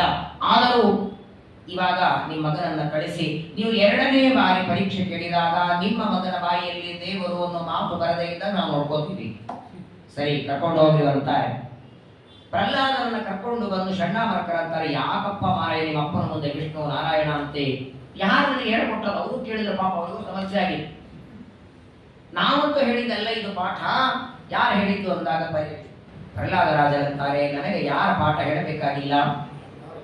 ಅಯಸ್ಕಾಂತ, ಆ ಲೋಚುಂಬಕ ಇರತ್ತಲ್ಲ, ಮ್ಯಾಗ್ನೆಟ್, ಕಬ್ಬಣದ ಹತ್ರ ಇದ್ರೆ ಹೇಗೆ ಎಳ್ಕೊಳ್ಳುತ್ತದೋ ಹಾಗೆ ನನ್ನ ಮನಸ್ಸು ದೇವರನ್ನ ಎಳ್ಕೊಳ್ಳುತ್ತದೆ. ಯಾರ ಪ್ರಚೋದನೆ, ಯಾರ ಉಪದೇಶ ಬೇಕಾಗಿಲ್ಲ. ಸ್ವಾಭಾವಿಕವಾಗಿ ನನ್ನ ಮನಸ್ಸು ದೇವರಲ್ಲಿದೆ ಅಂತಾನೆ ಪ್ರಹ್ಲಾದ. ಷಡ್ಡಾಮರ್ಕರು ನಮಸ್ಕಾರ ಮಾಡ್ತಾರೆ, ಹೌದಪ್ಪ ನೀನು ವಿಷ್ಣು ಭಕ್ತ, ನಿಮ್ಮ ಅಪ್ಪನ ಮುಂದೆ ನಿಂತಾಗ ನಿಮ್ಮ ಅಪ್ಪನೇ ದೇವರು ಅಂತ ಹೇಳಯ್ಯ. ನೀನೇನೋ ಹೇಳ ಮಾತಾಡಿದ್ರೆ ನಮ್ಮ ರುಂಡ ಕತ್ತರಿಸ್ತಾನೆ ನಿಮ್ಮಪ್ಪ. ದಯಮಾಡಿ ಇನ್ನೊಮ್ಮೆ ನಿಮ್ಮ ಅಪ್ಪನ ಮುಂದೆ ದೇವರ ಬಗ್ಗೆ ಮಾತಾಡಬೇಡ. ಸರಿ, ಮತ್ತೆ ಗುರುಕುಲದಲ್ಲಿ ಪಾಠ ಶುರುವಾಯಿತು. 2-3 ತಿಂಗಳಾದ ಮೇಲೆ ಮತ್ತೊಮ್ಮೆ ಕರೆದ. 2ನೇ ಬಾರಿ ಮಗನನ್ನ ಪರೀಕ್ಷೆ ಮಾಡಬೇಕು ಅಂತ ತೊಡೆಯಲ್ಲಿ ಕೂರಿಸ್ಕೊಡ್ತಾನೆ. ಪ್ರಹ್ಲಾದನಿಗೆ ಕೇಳ್ತಾನೆ, ಈ ಬಾರಿ ಏನು ಓದಿದ್ದಿ ಅಂತ ಕೇಳಿದ. ಪ್ರಹ್ಲಾದರಾಜರಂತಾರೆ, ಕಳೆದ ಬಾರಿ ಹೇಳೋದು ಟೈಮ್ ಕೊಟ್ಟಿರಲಿಲ್ಲ, ನೀನು 1-2 ಮಾತು ಹೇಳದೆ ಅಷ್ಟೊತ್ತಿಗೆ ಕೋಪದಿಂದ ತೊಡೆಯಿಂದ ಕೆಳಗಿಳಿಸಿಬಿಟ್ಟಿದ್ದೆ. ಈ ಬಾರಿ ಇನ್ನೂ ಅವಶ್ಯ ಹೆಚ್ಚಿನ ಓದಿದ್ದೇನೆ ಅಂತ ಪರಮಾತ್ಮನ ವಿಶೇಷವಾಗಿ ನಾವೆಲ್ಲರೂ ದೇವರ ಅನುಗ್ರಹ ಪಡೆಯುವುದಕ್ಕೆ 9 ಮೆಟ್ಟಲುಗಳು, ಭಕ್ತಿಯ ಚಿಹ್ನಗಳು. ದೇವರಲ್ಲಿ ಮಾಡುವ ಭಕ್ತಿ 9 ತರಹದ್ದು ಪ್ರಕಾರ. ಆ ಭಕ್ತಿ 9 ಪ್ರಕಾರಗಳನ್ನು ಹೇಳ್ತಾರೆ. ಶ್ರವಣಂ, ಕೀರ್ತನಂ, ವಿಷ್ಣು ಸ್ಮರಣಂ, ಪಾದ ಸೇವನಂ, ಅರ್ಚನಂ, ವಂದನಂ, ದಾಸ್ಯಂ, ಸಖ್ಯಮಾತ್ಮನಿವೇದನಂ ಇತಿ ಪುಂಸಾರ್ಪಿತಾ ವಿಷ್ಣು ಭಕ್ತಿಶ್ಚೇನ್ನವಲಕ್ಷಣ ಕ್ರಿಯತೆ ಭಗವತ್ಯದ್ಧಾ ತನ್ಮನ್ನೇಧೀತಮುತ್ತಮಂ. ಪ್ರಹ್ಲಾದರಾಜರು ಇದೇನು ನವವಿಧ ಭಕ್ತಿ ಹೇಳ್ತಾರೆ. ನವವಿಧ ಅಂದ್ರೆ 9 ಪ್ರಭೇದಗಳು ನಾವು ಮಾಡುವಂತಹ ಭಕ್ತಿಯಲ್ಲಿ. ಅದರಲ್ಲಿ ಮೊಟ್ಟ ಮೊದಲನೇದು ದೇವರಿಗೆ ಸೇರುವ ದೊಡ್ಡ ಭಕ್ತಿ ನೀವೆಲ್ಲ ಮಾಡ್ತಾ ಇದ್ದೀರಲ್ಲ, ಶ್ರವಣಂ. ಮೊದಲಿಗೆ ಹಾಕ್ಬಿಟ್ಟಿದ್ದಾರೆ 9 ಭಕ್ತಿಗಳಲ್ಲಿ. ಕಾರಣ ಏನು ಅಂದ್ರೆ, ಪುಸ್ತಕವನ್ನ ಇಟ್ಟುಕೊಂಡು ನೀವೇ ಅಧ್ಯಯನ ಮಾಡೋದಕ್ಕೆ ಹೊರಟ್ರೆ 1-2-3 ಶ್ಲೋಕ ಓದ್ತಿರ್ ಬೇಸರ ಬಂದ್ಬಿಡ್ತದೆ, ಸಾಕು ಅನಿಸ್ತದೆ, ಬೇಡ ಅನಿಸ್ತದೆ. ಮೊದಲು ಶ್ರವಣ ಮಾಡಿ ಅಂತಾರೆ. ಶ್ರವಣ ಮನಕಾನಂದ ಬೀಗುವುದು. ಪ್ರತಿನಿತ್ಯದಲ್ಲಿ 1 ಗಂಟೆನೋ ಅರ್ಧ ಗಂಟೆನೋ ನೀವೇನು ಪ್ರವಚನಕ್ಕೆ ಬರ್ತೀರಿ, ಇದು ದೊಡ್ಡ ತಪಸ್ಸಿ. ಇದೇನು ಮಾಡದಿದ್ರೂ ದೇವರು ಕ್ಷಮ ಮಾಡ್ತಾನೆ. ಪ್ರವಚನ ಶ್ರವಣ ಮೊಟ್ಟ ಮೊದಲನೇದ್ದು. ನಿರಂತರ ಭಗವಂತನ ಮಹಿಮೆಯನ್ನ ಶ್ರವಣ ಮಾಡೋದು ಮೊದಲನೇದ್ದು. 2ನೇದ್ದು ತನಗೆ ಗೊತ್ತಿದ್ದದ್ದನ್ನ ಇನ್ನೊಬ್ಬರಿಗೆ ಹೇಳೋದು, ಕೀರ್ತನ. ಏನ ತಾನು ತಿಳ್ಕೊಂಡಿದ್ದಾನೆ ಅದನ್ನ ಇನ್ನೊಬ್ಬರಿಗೆ ಹೇಳೋದು. 3ನೇದ್ದು ಮನಸ್ಸಿನಿಂದ ಭಗವಂತನ ಮಹಾತ್ಮ್ಯವನ್ನ ಸ್ಮರಣೆ ಮಾಡೋದು. 4ನೇದ್ದು ಪಾದಸೇವನ. ಪಾದಸೇವನ ಅಂದ್ರೆ ಶಾಲಿಗ್ರಾಮ ಇತ್ತು ಒತ್ತೋದ, ಪ್ರತಿಮೆಯನ್ನು ಇಟ್ಟುಕೊಂಡು ಪ್ರತಿಮೆ ಕಾಲ ಒತ್ತೋದಲ್ಲ. ಪ್ರತಿಮಾ ಅಂದ್ರೆ ಬ್ರಾಹ್ಮಣೋಸ್ಯ ಮುಖಮಾಸಿ, ಪರಮಾತ್ಮನ ಮುಖದಿಂದ ಹುಟ್ಟಿದ ಬ್ರಾಹ್ಮಣ, ಋಷಿಗಳು, ದೇವತೆಗಳು, ಯತಿಗಳು, ಅವರ ಪಾದ ಸೇವೆ ಮಾಡೋದು. ಅರ್ಚನ, ತುಳಸಿ ಹೂಗಳಿಂದ ಪರಮಾತ್ಮನನ್ನ ಅರ್ಚನೆ ಮಾಡೋದು. ಪ್ರತಿನಿತ್ಯದಲ್ಲಿ ಕನಿಷ್ಠ 24 ನಮಸ್ಕಾರ ಆದರೂ ಮಾಡಬೇಕಂತ. ದೇವರಿಂದ ಎಷ್ಟು ಉಪಕಾರ ಪಡೆದಿದ್ದೇವೆ ನಾವು. ಥ್ಯಾಂಕ್ಸ್ ಹೇಳೋದಂತೂ ಎಂದೋ ಮರೆತು ಬಿಟ್ಟಿವಿ, ಯಾವಾಗಲೂ ಹೇಳಿಲ್ಲ. ಹಾಗೆ ನೋಡಿದರೆ ಅತಿ ಸಣ್ಣ ಉಪಕಾರ ಮಾಡಿದ ವ್ಯಕ್ತಿಗೂ ಥ್ಯಾಂಕ್ಸ್ ಹೇಳ್ತೀವಿ. ನಮ್ಮದೇ ಖರ್ಚಿಪೋ ನಮ್ದೇ ಯಾವುದೋ ಒಂದು ಸಣ್ಣ ವಸ್ತು ನಮ್ಮ ಜೇಬಿನಿಂದ ಕೆಳಗೆ ಬಿದ್ದದ್ದನ್ನ ಎತ್ತಿ ಕೊಟ್ಟವನಿಗೂ ಟ್ಯಾಂಕ್ಸ್ ಹೇಳ್ತೀವಿ. ಅದೇನು ದೊಡ್ಡ ಕೆಲಸ ಅಲ್ಲ, ಬೀಳಿಸ್ಕೊಂಡದ್ದು ನಮ್ಮ ತಪ್ಪು, ಅದನ್ನ ಎತ್ತಿ ಕೊಟ್ಟವನಿಗೂ ಟ್ಯಾಂಕ್ಸ್ ಹೇಳ್ತೀವಿ. ಇಷ್ಟು ಅಪರೂಪದ ಶರೀರ ಕೊಟ್ಟಿದ್ದಾನೆ. ಬರೀ ಕೊಡೋದಲ್ಲ, ಯಾವುದು ಎಲ್ಲಿಡಬೇಕು, ಇಲ್ಲಿ ಕೊಡಬೇಕಾದ ಕಣ್ಣು ಇನ್ನೆಲ್ಲೋ ಬೆನ್ನಾಗೆಲ್ಲೋ ಕೊಟ್ಟಿದ್ರೆ ಏನ್ ಮಾಡೋದಿತ್ತು ನಾವು? ಕಣ್ಣು ಎಲ್ಲಿ, ಕಿವಿ ಎಲ್ಲಿ, ಕಾಲು ಎಲ್ಲಿ, ಕಿಡ್ನಿ, ಲಿವರು, ಲಂಗ್ಸು, ಹಾಕಿ ಯಾವುದು ಎಲ್ಲಿ ಇಡಬೇಕು, ಅದು ಏನೇನು ಕೆಲಸ ಮಾಡಬೇಕು, ಎಷ್ಟು ಕೆಲಸ ಮಾಡಬೇಕು, ಎಷ್ಟು ಚೆನ್ನಾಗಿ ಮಾಡ್ತಾನೆ. ಒಂದೊಂದಕ್ಕೆ ಒಂದೊಂದು ಬಾರಿ ಟ್ಯಾಂಕ್ಸ್ ಬೇಡ, ಕನಿಷ್ಠ ಪಕ್ಷ ಇಷ್ಟು ಚೆನ್ನಾಗಿ ಆರೋಗ್ಯ ಇಟ್ಟಿದ್ದೆ ಅಂತ ಒಂದು ದಿನಕ್ಕೆ 24 ಒಂದು ಬಾರಿ ನಮಸ್ಕಾರ ಮಾಡಿ ಕೇಶವಾಯ ನಮಃ, ಎರಡನೇ ನಮಸ್ಕಾರ ನಾರಾಯಣಾಯ ನಮಃ. ಸಾಧ್ಯವಾದರೆ ಒಂದೇ ಕಾಲಕ್ಕೆ 24 ಮಾಡಿ, ಇಲ್ಲ ಅಂದ್ರೆ ಬೆಳಗ್ಗೆ 12 ಮಾಡಿ, ಮಧ್ಯಾಹ್ನ 6 ಮಾಡಿ, ಮತ್ತೆ ಸಾಯಂಕಾಲ 6 ಮಾಡಿ. ನಮಸ್ಕಾರ ಮಾಡುವ ಮಾತ್ರದಿಂದಲೂ ಅನುಗ್ರಹ ಮಾಡುವ ದೇವರೊಬ್ಬನೇ. ಯಾರ ಕಡೆಯಿಂದ ಒಂದು 10 ಲಕ್ಷ ರೂಪಾಯಿ ಸಾಲ ತಗೊಳ್ಳಿ, ಸಾಲ ತೀರಿಸೋದಕ್ಕೆ ಲಕ್ಷ ಕೊಡೋದು ಬೇಡ, ನಮಸ್ಕಾರ ಮಾಡಿಬಿಡಿ ಅವನಿಗೆ, ಆಯ್ತು. ಸುಮ್ಮನೆ ಆಗ್ತಾನ? ಅವನು ತಿರುಗಿ 10 ನಮಸ್ಕಾರ ಮಾಡ್ತಾನೆ ನಿಮಗೆ. ಅನಂತ ಉಪಕಾರವನ್ನ ಮಾಡಿದ ದೇವರು ನಮ್ಮಿಂದ ಅಪೇಕ್ಷೆ ಪಡೋದು ಪ್ರತಿನಿತ್ಯದಲ್ಲಿ ಭಗವಂತನಿಗೆ ನಮಸ್ಕಾರ, ವಂದನಂ. ಆಮೇಲೆ ದಾಸ್ಯಂ, ನೀ ಸ್ವಾಮಿ ನಾನಿನ್ನ ದಾಸ, ಮಮ ಸ್ವಾಮಿ ಹರಿರ್ನಿತ್ಯಂ ಸರ್ವಸ್ಯ ಪತಿರೇವಚ. ನನಗೂ ಸ್ವಾಮಿ, ಜಗತ್ತಿಗೆ ಸ್ವಾಮಿ. ದಾಸ್ಯ ಪರಮಾತ್ಮನಲ್ಲಿ ಸಖ್ಯ ಭಕ್ತಿ ಅರ್ಜುನ ಮಾಡಿದ್ದು. ಕೊನೆಯದಾಗಿ ಆತ್ಮನಿವೇದನಂ, ತನ್ನನ್ನೇ ತಾನು ಪರಮಾತ್ಮನಲ್ಲಿ ಒಪ್ಪಿಸೋದು. ಅಥವಾ ಎರಡಿದೆ, ಆತ್ಮನಿವೇದನ, ಆತ್ಮ ನಿವೇದನ, 2 ಪದ ಬೆಳೆಸಿದ್ದಾರೆ. ತನ್ನಲ್ಲಿ ಬಿಂಬರೂಪದಿಂದ ಪರಮಾತ್ಮ ಇದ್ದು ಕಾರ್ಯ ಮಾಡ್ತಾನೆ ಅಂತ ತಿಳಿಯೋದು ಒಂದು, ನಾನು ದೇವರ ಅಧೀನ ಅಂತ ತಿಳಿಯೋದು. ಹೀಗೆ ನವವಿಧವಾದ ಭಕ್ತಿ, ಇದನ್ನ ಪರಮಾತ್ಮನಲ್ಲಿ ಮಾಡಬೇಕು. ಇದನ್ನ ಅಧ್ಯಯನ ಮಾಡಿಕೊಂಡು ಬಂದೆ. ಇಷ್ಟು ಯಾವಾಗ ಕೇಳಿದ ನೋಡಿ, ಮೊದಲನೇ ಬಾರಿ ಪರೀಕ್ಷೆ ಕೇಳಿದಾಗಲೇ ಕಣ್ಣು ಕೆಂಪು ಮಾಡಿ ಹಲ್ಲು ಕಡದು ಮಗನನ್ನ 100 ಮಾತುಗಳಿಂದ ಬೈದಿದ್ದ. ಎರಡನೇ ಬಾರಿ ಮಾತ್ರ ಪ್ರಚಂಡವಾದ ಕೋಪ ಬಂತು. ಮತ್ತೆ ಕರೆದ ಷಂಡಾಮರ್ಕರನ್ನ. ನಡುಗುತ್ತಿದ್ದಾರೆ ಷಂಡಾಮರ್ಕರಿಗೆ, ಗಾಬರಿಯಾಯಿತು. ಮತ್ತೇನು ಮಾತಾಡಿದ್ದಾನೆ ಮಗ. ಷಂಡಾಮರ್ಕರ ಅಂತಾರೆ, ಇವು ಸಂಬಳ ಬೇಡ, ಏನ್ ಬೇಡ, ಮನೆಗೆ ಹೋಗೋಣ. ಅಪ್ಪ ಮಗನ ಕಾಲ ನಾವು ಪಚಡಿಯಾಗಿ ಹೋಗ್ತೀವಿ. ಅಪ್ಪನ ದಾರಿ ಒಂದು, ಮಗನ ದಾರಿ ಒಂದು. ಅಪ್ಪ ವಿಷ್ಣು ದ್ವೇಷಿ, ಮಗ ವಿಷ್ಣು ಭಕ್ತ. ಇವರ ಮಧ್ಯದಲ್ಲಿ ಸಿಕ್ಕಾಕೊಂಡು ಒದ್ದಾಡೋದಾಗತ್ತೆ. ಚೆನ್ನಾಗಿ ಬೈದ ಅಂತೆ. ಷಂಡಾಮರ್ಕರಣ ಕರೆದು ಬೈತಾನೆ. ಅವರಂತಾರೆ, ಏನೂ ಗೊತ್ತಿಲ್ಲ ನಮಗೆ, ಒಂದು ಕೆಲಸ ಮಾಡಿ, ಇವತ್ತಿನಿಂದ ನೀವು ನನ್ನ ಮಗನಿಗೆ ಪಾಠ ಮಾಡಿಲ್ಲ ಅಂದ ಮೇಲೆ ಇಂತಹ ದೇವರನ್ನ, ತನ್ನ ಚಿಕ್ಕಪ್ಪ ತನ್ನ ತಂದೆಯ ತಮ್ಮ ಹಿರಣ್ಯಾಕ್ಷರನ್ನ ಕೊಂದ ವಿಷ್ಣುವಿನ ಭಕ್ತನಾಗಿ ಅವನಲ್ಲಿ ಭಕ್ತಿ ಮಾಡ್ತೇನಂತಾನೆ. ಇಂಥ ಮಗ ಬೇಡ ನನಗೆ. ಪ್ರಹ್ಲಾದನಲ್ಲಿ ದ್ವೇಷ ಮಾಡೋದಕ್ಕೆ ಇದು ಪ್ರಧಾನವಾದ ಕಾರಣ. ಹಾಗಾದರೆ ಮಂತ್ರಿಗಳನ್ನ ಕರೀತಾರೆ, ಯಾವುದೇ ಉಪಾಯವನ್ನ ಮಾಡಿ ಇವರನ್ನು ಕೊಂದು ಹಾಕಿ. ವಧ್ಯತಾಮಶ್ವಯಂ ವಧ್ಯ. ಯಾವ ತಂದೆನ ಮಗನನ್ನು ಕೊಲ್ಲಿಸೋ ಮಟ್ಟಿಗೆ ಹೋಗಲ್ಲ. ಪ್ರಹ್ಲಾದರಾಜರನ್ನ ಕೊಲ್ಲಿಸುವಂತಹ ಉಪಾಯವನ್ನ, ಅವರನ್ನ ಕೊಂದು ಹಾಕುವ ಉಪಾಯ ಬಂದದ್ದು. ಮಗ ದೇವರ ಸ್ಮರಣೆ ಮಾಡುತ್ತಾನೆ, ದೇವರ ಹೆಸರು ಹೇಳ್ತಾನೆ ಅಂತ ನಮ್ಮ ಮಕ್ಕಳು ಹೇಳಲ್ಲ ಅಂತ ಅಳ್ತೀವಿ ನಾವು. ಬೆಳಗಾಗಿ ರಾತ್ರಿ ಮಲಗುವವರೆಗೆ ಅದೇ ಮೊಬೈಲ್ ಚಾಟಿ ಒಳಗಿರ್ತಾರೆ. ದೇವರ ಸ್ಮರಣೆ ಮಾಡಲ್ಲ ಮಕ್ಕಳು ಮೊಮ್ಮಕ್ಕಳು ಅಂತ ನಾವು ಅಳತಿದ್ರೆ ಅದೇ ಅವರಿಗೆ ದೊಡ್ಡ ಸಮಸ್ಯೆ ಆಯ್ತದ. ಎಷ್ಟು ನಾನಾ ವಿಧವಾದ ಉಪಾಯಗಳಿಂದ ಪ್ರಹ್ಲಾದರಾಜರನ್ನು ಕೊಲ್ಲುವುದಕ್ಕೆ ಪ್ರಯತ್ನ ಮಾಡ್ತಾರೆ. ಪರ್ವತದಿಂದ ಕೆಳಗಾಗ್ತಾರೆ, ಹಾವುಗಳಿಂದ ಕಚ್ಚಿಸ್ತಾರೆ, ದೊಡ್ಡದಾದ ಪಾತ್ರೆಯಲ್ಲಿ ವಿಷ ಕೊಡ್ತಾರೆ, ಏನೇನು ಸಾಯೋದಕ್ಕೆ ಬೇಕಾಗುವ ಸಕಲ ಉಪಾಯಗಳು ಮಾಡ್ತಾರೆ. ಆದರೆ ಸರ್ವಜ್ಞನಾದ ಭಗವಂತನ ರಕ್ಷಾ ಕವಚ ಇದೆ. ತನ್ನನ್ನೇ ತಾನು ದೇವರಲ್ಲಿ ಒಪ್ಪಿಸಿಬಿಟ್ಟಿದ್ದಾನೆ. ಯಾವ ಉಪಾಯ ಮಾಡಿದರೂ ಹಾವುಗಳಿಗೆ ಪ್ರಹ್ಲಾದನನ್ನ ಕಚ್ಚಿ ಸಾಯಿಸ್ರಿ ಅಂತ ಸಾವಿರಾರು ಹಾವುಗಳಿದ್ದ ಒಂದು ಕೋಣೆಯಲ್ಲಿ ಒಗದಂತೆ ಪ್ರಹ್ಲಾದನನ್ನ. ಆ ಹಾವುಗಳು ಕಚ್ಚೋದು ಬಿಡಿ, ನಮಸ್ಕಾರ ಮಾಡುವುದು ಅಂತೆ. ನಾವು ನಿನ್ನನ್ನು ಕಚ್ಚಿದರೆ ನಾವು ಬದುಕೋದು ಕಷ್ಟಪ್ಪ. ಯಾಕಂದ್ರೆ ಈಗಾಗಲೇ ನಮ್ಮ ಒಬ್ಬ ವ್ಯಕ್ತಿ ದೊಡ್ಡ ಕೆಲಸ ಮಾಡಿದ್ದಾನೆ. ನಮ್ಮವನೇ ಕಾಳಿಯ ಯಮುನಾ ನದಿಯಲ್ಲಿ ಇದ್ದ. ಇದೇ ನಿಮ್ ಸ್ವಾಮಿ ಚೆನ್ನಾಗಿ ಕುಡಿದು ಅವನು ಹೊರಗೆ ಹೋಗದಿದ್ದಾನೆ. ನಾವು ಈಗಾಗಲೇ ಪರಿಪ್ರಶ್ನೆ ತಗೊಂಡಿದ್ದೀವಿ, ನಿನಗೇನು ಕಚ್ಚೋದಕ್ಕೆ ಹೋಗ, ನಿಮ್ಮ ಅಪ್ಪನ ಆಜ್ಞೆ, ಒಂದು ಅರ್ಧ ಗಂಟೆ ರೂಮಲ್ಲಿ ಕೂತಿರು, ಬೇಕಾದ್ರೆ ಸ್ತೋತ್ರ ಮಾಡಿದ್ದು ಹೊಂಟು ಬಿಡು ಹೊರಗೆ. ಹಾವುಗಳೇ ಹೇಳ್ತವೆ ನಿನ್ನನ್ನು ಕಚ್ಚುವ ಪ್ರಯತ್ನ ಮಾಡೋದಿಲ್ಲ. ದೊಡ್ಡ ಪಾತ್ರೆಯಲ್ಲಿ ತಾಯಿಗೆ ಹೇಳ್ತಾನೆ ಕಯಾಧುವಿಗೆ, ಹಿರಣ್ಯಕಶಿಪು ಹೆಂಡತಿಗಂತ ನಿನ್ ಮಗ ನೀರ್ ಬೇಕು ಅಂತ ಬೇಡಿದ್ರೆ ದೊಡ್ಡ ಪಾತ್ರೆ ತುಂಬ ವಿಷ ಕೊಡೋ ಅವನಿಗೆ. ರಕ್ಷತೀತ್ತೇವ ವಿಶ್ವಾಸ, ಭಗವಂತನಲ್ಲಿ ಅಷ್ಟು ವಿಶ್ವಾಸ ಪ್ರಹ್ಲಾದರಿಗೆ. ಯಾವ ಉಪಾಯದಿಂದ ಸಾಯ್ದಿದ್ದಾಗ ಚಿಂತೆ ಶುರುವಾಯಿತ.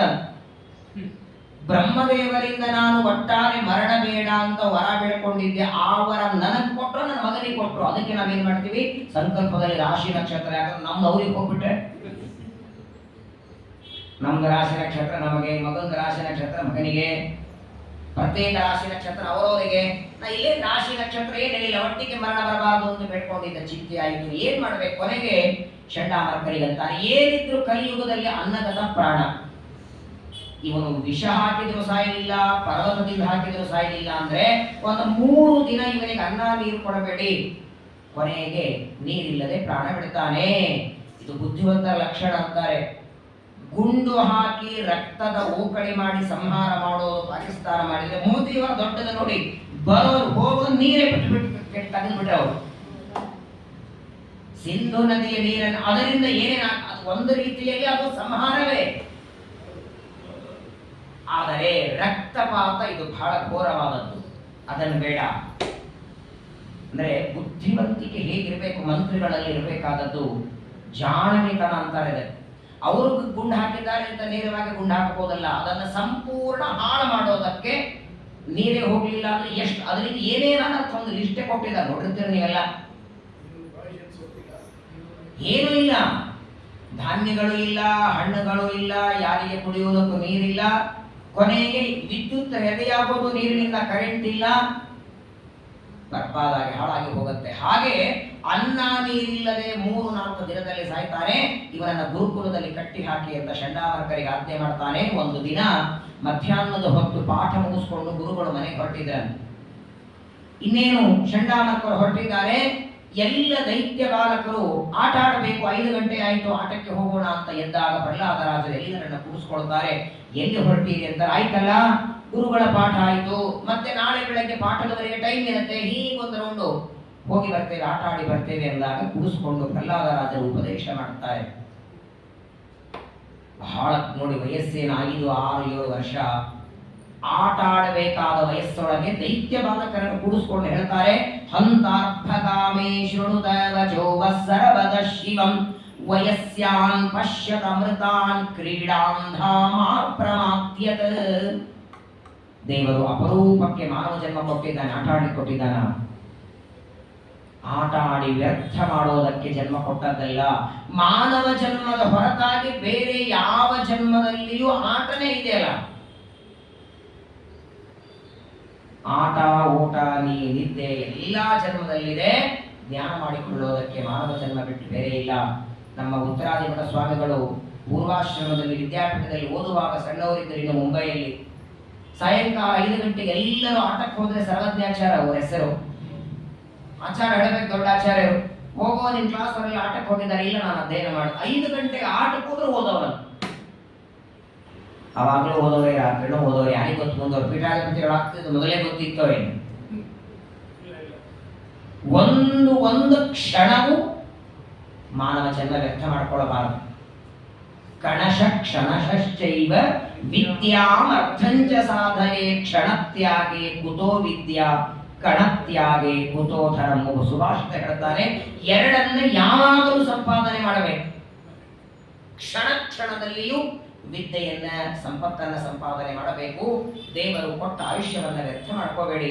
ದೈತ್ಯ ಬಾಲಕರಂತರಲ್ಲ ಪ್ರಹ್ಲಾದ, ಒಂದೊಂದು ವಯಸ್ಸಲ್ಲಿ ಒಂದೊಂದು ಮಾಡಬೇಕು. ಬಾಲ್ಯದಲ್ಲಿ ಅಧ್ಯಯನ ಮಾಡಬೇಕು, ದೊಡ್ಡವರಾದ ಮೇಲೆ ಸಂಪಾದನೆ, ಆಮೇಲೆ ಮದುವೆ, ಆಮೇಲೆ ಮಕ್ಕಳು, ಕೊನೆಗೆ ಎಲ್ಲಾ ಮುಗಿದಿದೆ, ಕಾಲ ಇದ್ದೀವಿ, ಹಾಗಾದ್ರೆ ಹೋಗೋಣ ಸಂಘದ ಪ್ರವಚನಕ್ಕೆ. ಇವಾಗ ಏನಾಗ್ಬಿಟ್ಟಿದೆ ಅಂದ್ರೆ, ಪಾಠ ಪ್ರವಚನ ಹೋಗೋದು ಯಾವಾಗ? ಆ ರಿಟೈರ್ ಆದ ಮೇಲೆ ಪ್ರವಚನಕ್ಕೆ ಹೋಗೋದು. ಆ ಪ್ರವಚನದಲ್ಲಿ ಆಚಾರ್ಯ ಹೇಳ್ತಾರೆ, ಇಂಥ ವ್ರತ, ಇಂಥ ಉಪವಾಸ, ಇಂಥ ಪ್ರದಕ್ಷಿಣೆ, ಇಂಥ ನಮಸ್ಕಾರ. ಅಯ್ಯೋ ಆಚಾರ್ಯ, 20 ವರ್ಷ ಮೊದಲೇ ಗೊತ್ತಾಗಬೇಕಾಗಿತ್ತು ನಮ್ಗೆ, ಇವಾಗ ಏನೆಲ್ಲ ಮುಗಿದೋಗಿದೆ, ಮಾಡ್ಲಿಕ್ಕಾಗಲ್ಲ.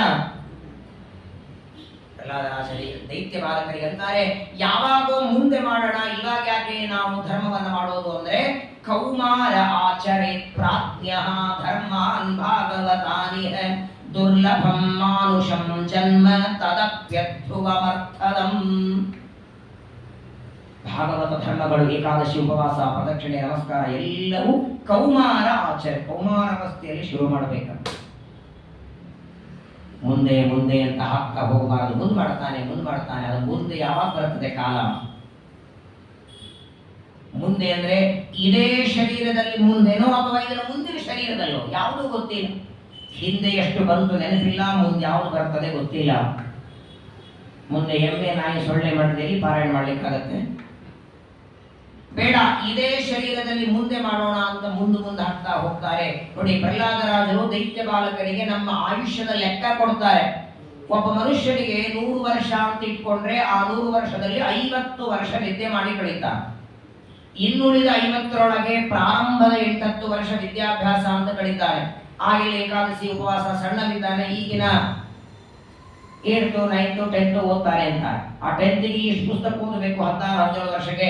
ಇವಾಗೆಲ್ಲ ಮುಂದೆ ಏಕಾದಶಿ ಮಾಡ್ತಾನೆ. 10th ಆಯ್ತು, ಇನ್ಯಾವುದೋ ಕಾಲೇಜಿಗೆ ಹೋಗಬೇಕು, ಆಗ ಏಕಾದಶಿ ಪ್ರವಚನ ಇಲ್ಲ. ಯಾವಾಗ ಇವನು ಕೆಲಸಕ್ಕೆ ಸೇರ್ಕೊಂಡ, ಇವನು ರಿಟೈರ್ ಆಗೋಳ, ಒಳಗಿದ್ದವರೆಲ್ಲ ರಿಟೈರ್ ಆಗಿಬಿಟ್ಟಿರ್ತಾರೆ. ಆಗ ಇವ ಮಾಡ್ತೀನಂದು ಶಕ್ತಿ ಇರಲ್ಲ. ಕೊನೆಗೆ ಒಂದಿನ ಯಮದೇವರ ಮಿಸ್ ಕಾಲ್ ಬಿಳಿ ಕೂದರು. ಆಯ್ತಪ್ಪ ಪ್ಯಾಕಿಂಗು, ನಾನು ಬರ್ತೇನೆ ಅಂತ ಹೊರಟು ಬಿಡ್ತಾನೆ. ಯಾವಾಗ ಮಾಡೋದು ಮುಂದೆ ಅಂದ್ರೆ, ನಾಳೆ ಮಾಡೋದನ್ನು ಇವತ್ತು ಮಾಡು, ಇವತ್ತು ಮಾಡೋದನ್ನು ಈಗ ಮಾಡು ಅಂತಾರೆ. ಧರ್ಮ ಕರ್ಮಗಳನ್ನ ಮುಂದೆ ಹಾಕ್ತಾ ಹೋಗಬಾರದು. ಒಂದಿಲ್ಲ ಒಂದು ದಿನ ಮಾನವ ಜನ್ಮ ಬಿಟ್ಟು ಹೋಗತ್ತೆ. ಮನುಷ್ಯನಿಗೆ ಅದೆಷ್ಟು ಸಂಪಾದನೆ ಮಾಡೋದರ ಮೇಲೆ ಆಸೆ. ಒಬ್ಬ ಕಳ್ಳತನಕ್ಕೆ ಹೋಗುವಾಗ ಅವನಿಗೆ ಗೊತ್ತಿದೆ, ನಾನು ಇವರ ಕೈಗೆ ಸಿಕ್ಕರೆ ಪ್ರಾಣ ಹೋಗುತ್ತೆ ಅಂತ ಗೊತ್ತಿದ್ರು ಪ್ರಾಣನೂ ಒತ್ತೆ ಇಟ್ಟು ಸಂಪಾದನೆ ಮಾಡ್ಲಿಕ್ಕೆ ಹೋಗ್ತಾರೆ. ಸಂಪಾದನೆ ಮಾಡಿದ ದುಡ್ಡು ಕೈಗೆ ಜೊತೆಗೆ ಬರೋದಲ್ಲ, ಎಲ್ಲವೂ ಇಲ್ಲೇ ಬಿಟ್ಟು ಹೋಗೋದು. ಅದ್ಭುತವಾಗಿ 2 ಅಧ್ಯಾಯ ಇದೆ. ಪ್ರಹ್ಲಾದರಾಜರು ಉಪದೇಶ ಮಾಡಿದ್ದೆ 3 ತಿಂಗಳು ಹೇಳಿದ್ದೆ ನಾನು. ಪರ್ ಡೇ, ವಾರಕ್ಕೆ ದಿನ ಅಲ್ಲ, ಪರ್ ಡೇ, ದಿನಕ್ಕೆ 3.5-4 ತಾಸು, 3 ತಿಂಗಳು ಹೇಳಿದ್ದೆ. 2 ಅಧ್ಯಾಯ ಇದೆ. ಅದ್ಭುತವಾದ ಉಪದೇಶ. ಪ್ರಹ್ಲಾದರಾಜರು ದೈತ್ಯ ಬಾಲಕರನ್ನು ಕೂಡಿಸಿಕೊಂಡು ಉಪದೇಶ ಮಾಡುವಾಗ ಒಂದು ಮಾತು ಹೇಳ್ತಾರೆ, ದೇವರನ್ನು ಒಲಿಸ್ಕೊಳ್ಳೋದು ಕಷ್ಟ ಇಲ್ಲ ಅಂದ್ರು. ತಪ್ಪಿರ್ಕೊಂಡಿದ್ದೀರಿ. ಲಕ್ಷ್ಮೀ ದೇವಿಯನ್ನು ಆರಂಭ ಮಾಡಿ ಉಳಿದ ದೇವತೆಗಳನ್ನು ಒಳಸ್ಕೊಳ್ಳೋದು ಕಷ್ಟ. ಕ್ಲೇಶೋದಿ ಕತರಸ್ತೇಷಾಂ ಅವ್ಯಕ್ತ ಆಸಕ್ತ ಚೇತಸಾಂ ಅವ್ಯಕ್ತಾ ಹಿ ಗತಿರ್ದುಃಖಂ ದೇಹವದ್ಭಿರವಾಪ್ಯತೆ. ಲಕ್ಷ್ಮೀದೇವಿ, ಪ್ರಾಣದೇವರು, ಉಳಿದ ದೇವತೆಗಳ ಪೂಜೆ ಆರಾಧನೆ ಇಷ್ಟಿಷ್ಟೇ ಮಾಡಬೇಕು, ಹೀಗೆ ಮಾಡಬೇಕು. ದೇವರಿಗೆ ಆಗಿಲ್ಲ. ತುಳಸಿ ಪತ್ರ ಕೊಟ್ಟರು ಅನುಗ್ರಹ ಮಾಡುವ ಕರುಣಾ ಸಮುದ್ರ ದೇವರು. ಬಹಳ ಜನ ತಪ್ಪು ತಿಳ್ಕೊಂಡಿದ್ದಾರೆ. ಅಯ್ಯೋ, ಇಷ್ಟು ಉಪವಾಸ, ಇಷ್ಟು ವ್ರತ ಏನಿಲ್ಲ ರೀ, ಸುಲಭನೋ ಹರಿ ತನ್ನವರ ಅರಗಳಿಗೆ ಬಿಟ್ಟಗಲನು ರಮಾಧವನ ಒಲಿಸಲರಿಯದೆ ಪಾಮರರು ಭವದೊಳಗೆ ಬಳಲುವರು. ಒಲಿಸಲರಿಯದೆ, ದೇವರನ್ನು ಒಲಿಸಿಕೊಳ್ಳೋದು ಕಷ್ಟ ಇಲ್ಲ. ಅವನಲ್ಲಿ ಭಕ್ತಿಯನ್ನ ಮಾಡಿ ಉಪದೇಶವನ್ನ ಮಾಡುವಾಗ ದೈತ್ಯ ಬಾಲಕರಂತಾರೆ, ಇದನ್ನ ನೀನು ಯಾರು ಹೇಳಿದ್ದು? ನೀನು ನಮ್ಮ ಜೊತೆಗೆ ಇಲ್ಲೇ ಪಾಠಕ್ಕೆ ಇದ್ದದ್ದು. ಈ ಷಂಡಾಮಕ್ಕರಂತೂ ಹೇಳಿದ್ದಲ್ಲ, ಬೇರೆ ಯಾವ ಗುರುಗಳೂ ಬಂದಿಲ್ಲ. ಇಷ್ಟು ಜ್ಞಾನ ನಿನ್ನ ತಲೆ ಹೇಗೆ ಬಂತು ಅಂದಾಗ ಪ್ರಹ್ಲಾದರಾಜರಂತಾರೆ, ನಾನು ನಮ್ಮ ತಾಯಿಯ ಗರ್ಭದಲ್ಲಿದ್ದಾಗ ಇದನ್ನೆಲ್ಲ ಓದಿದೆ. ಜ್ಞಾನಂ ತದೇದಮಖಿಲಂ ದುರವಾಪಮಾಹ ನಾರಾಯಣೋ ನರಸಕಃ ಕಿಲ ನಾರದಾಯ. ಬದರಿಕಾಶ್ರಮದಲ್ಲಿರುವ ನಾರಾಯಣನ ಪರಮ ಭಕ್ತರಾದ ನಾರದರು ನಮ್ಮ ತಾಯಿ ಗರ್ಭದಲ್ಲಿದ್ದಾಗ ಉಪದೇಶ ಮಾಡಿದರು. ನಾನು ನಮ್ಮ ತಾಯಿಯ ಗರ್ಭದಲ್ಲಿರುವಾಗ ನಮ್ಮ ತಂದೆ ತಪಸ್ಸು ಮಾಡೋದಕ್ಕೆ ಹೋಗಿದ್ದರು ಮಂದರ ಪರ್ವತಕ್ಕೆ. ನಮ್ಮ ತಂದೆ ಇಲ್ಲದೆ ಇದ್ದ ಒಂದು ಸಮಯವನ್ನ ನೋಡಿ ಇಂದ್ರದೇವರು ಬಂದು ತಾಯಿಯಾದ ಕಯಾಭುವನ್ನ ರಥದಲ್ಲಿ ಕೂಡಿಸ್ಕೊಂಡು ಕರ್ಕೊಂಡು ಹೊಂಟ್ರಂತೆ. ಜೋರಾಗಿ ಅಳ್ತಾ ಇದ್ದು ನನ್ನ ತಾಯಿ ಬಿಡಿ ಅಂತ. ದಾರಿಯಲ್ಲಿ ನಾರದರು ಭೇಟಿಯಾಯಿತು. ಎಲ್ಲಿ ಕರ್ಕೊಂಡು ಹೊಂಟಿದ್ದೆ ಇಂದ್ರ ಅಂತ ಕೇಳ್ತಾರೆ. ಆಗ ಇಂದ್ರದೇವರಂತಾರೆ, ಇವಳಿಗೇನ್ ಮಾಡಲ್ಲ, ಇವಳಲ್ಲಿ ಗರ್ಭ ಹುಟ್ಟಲ್ಲ, ಹಿರಣ್ಯಕಶಿಪುವಿನ ಸಂತಾನ. ಆ ಮಗು ಹುಟ್ಟಿದ ಕ್ಷಣ ಕೊಂದಾಗ್ತೇನೆ. ಯಾಕಂದ್ರೆ ಅಪ್ಪ ಸೇರೋದ ಮಗ ಸೌವ ಸೇರಿರ್ತಾನೆ.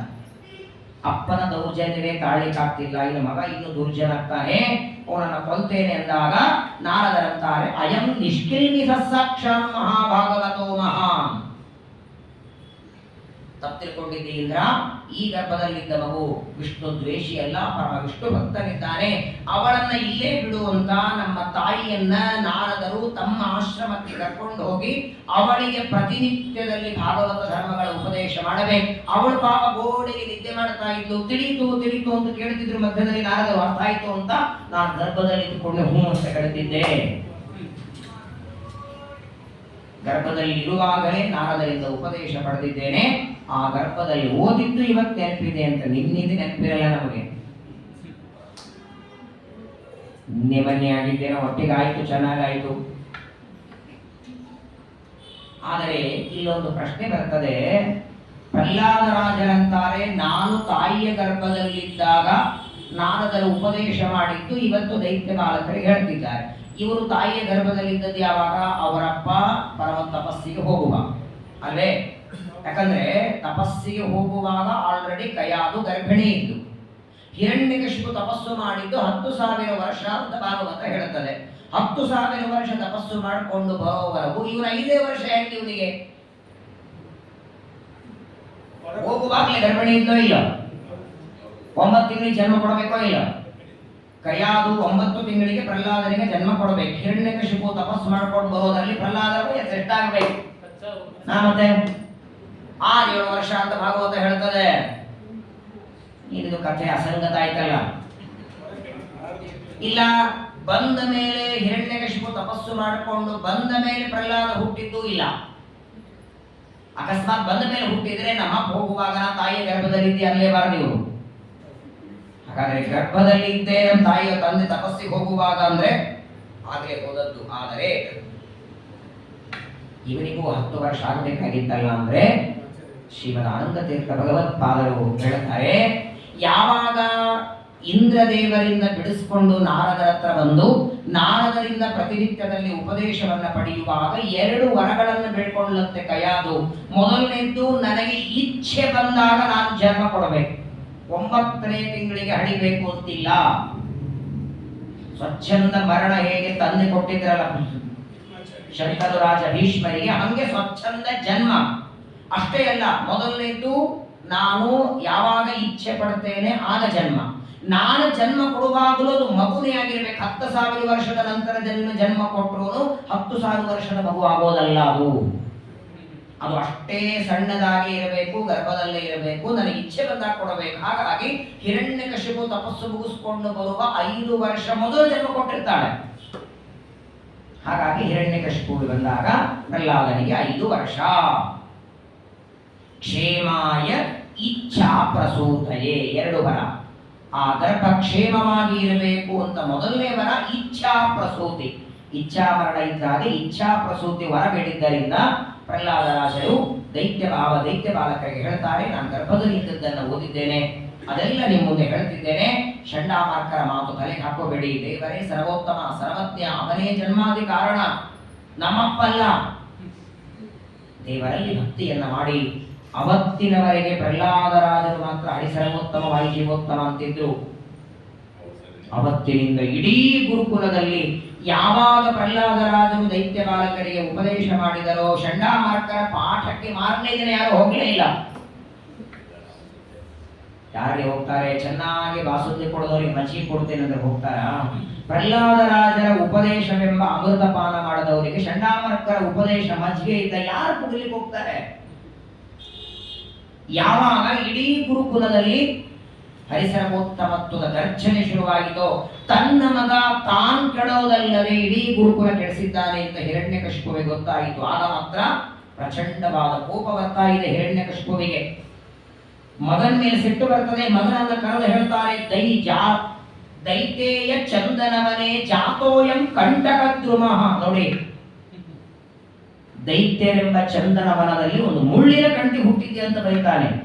ಯಾರ ಮುಳ್ಳಿನ ಕಂಟಿ, ಯಾರು ಚಂದನವನ ಅನ್ನೋದು ಗೊತ್ತಾಗಿರತ್ತೆ ನಿಮಗೆ. ಎಷ್ಟು ಬೈತಾನೆ ಮಗನನ್ನ. ಕೊನೆಗಂತಾನೆ, ನನ್ನ ಮುಂದೆ ನಿಂತು ಮಾತಾಡುವುದಕ್ಕೆ ಇಂದ್ರಾದಿ ದೇವತೆಗಳಿಗೆ ಸಾಧ್ಯ ಇಲ್ಲ. ಹೇ ದುರ್ವಿನೀತ ಮಂದಾತ್ಮನ್ ಕುಲಭೇದಕರ ಅಧಮ ಸ್ತಬ್ಧಂ ಮಚ್ಛಾಸನೋದೃಷ್ಟಂ ನೇಷ್ಯೇತ್ವಾದ್ದಯಮಕ್ಷಯಂ. ಏನೇನು ಬೈತಾನೆ ಪ್ರಹ್ಲಾದರಾಜರನ್ನ, ಮೂರ್ಖ ಅಂತಾನೆ, ಬುದ್ಧಿ ಇಲ್ಲದವನೇ, ಅಲಂಬುದ್ಧಿ.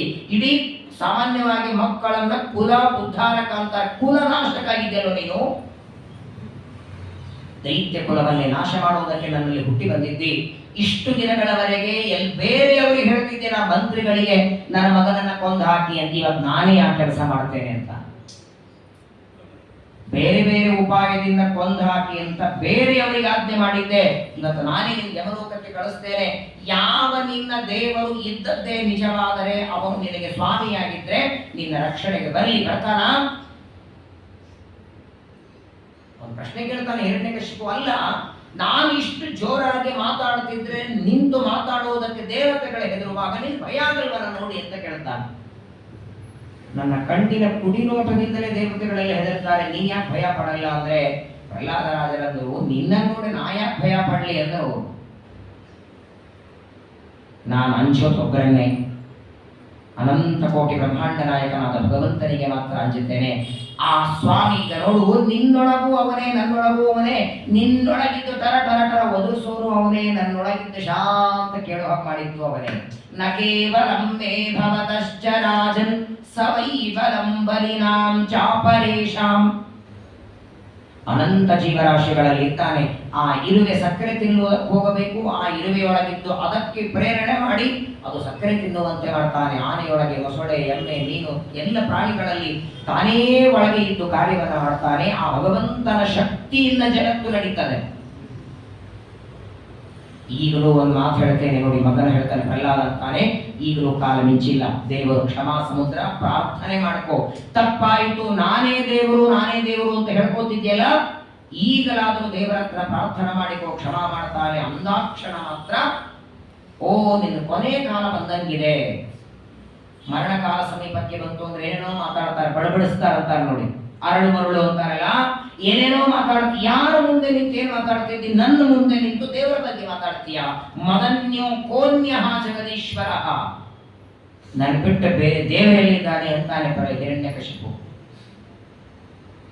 ನಾನೇ ಮೂರು ಲೋಕಗಳಿಗೆ ದೇವರು. ಯಸ್ತ್ವಯಾ ಮಂದ ಭಾಗ್ಯೋಕ್ತೋ ಮದನ್ಯೋ ಜಗದೀಶ್ವರ ಕ್ವಾಸೌ, ಎಲ್ಲಿದ್ದಾನವ? ಯದಿ ಸಹ ಸರ್ವತ್ರ, ಎಲ್ಲಾ ಕಡೆಗಿದ್ದಾರೆ. ಸ್ತಂಭೆ ಕಸ್ಮಾನ್ ನ ದೃಶ್ಯತೆ, ಎಲ್ಲಾ ಕಡೆಗಿದ್ದಾನ. ಅಣುರೇಣ ತೃಣಕಾಷ್ಟ ಪರಿಪೂರ್ಣ, ಅವನು ಇಲ್ಲದೆ ಇರುವ ಜಾಗ ಇಲ್ಲ.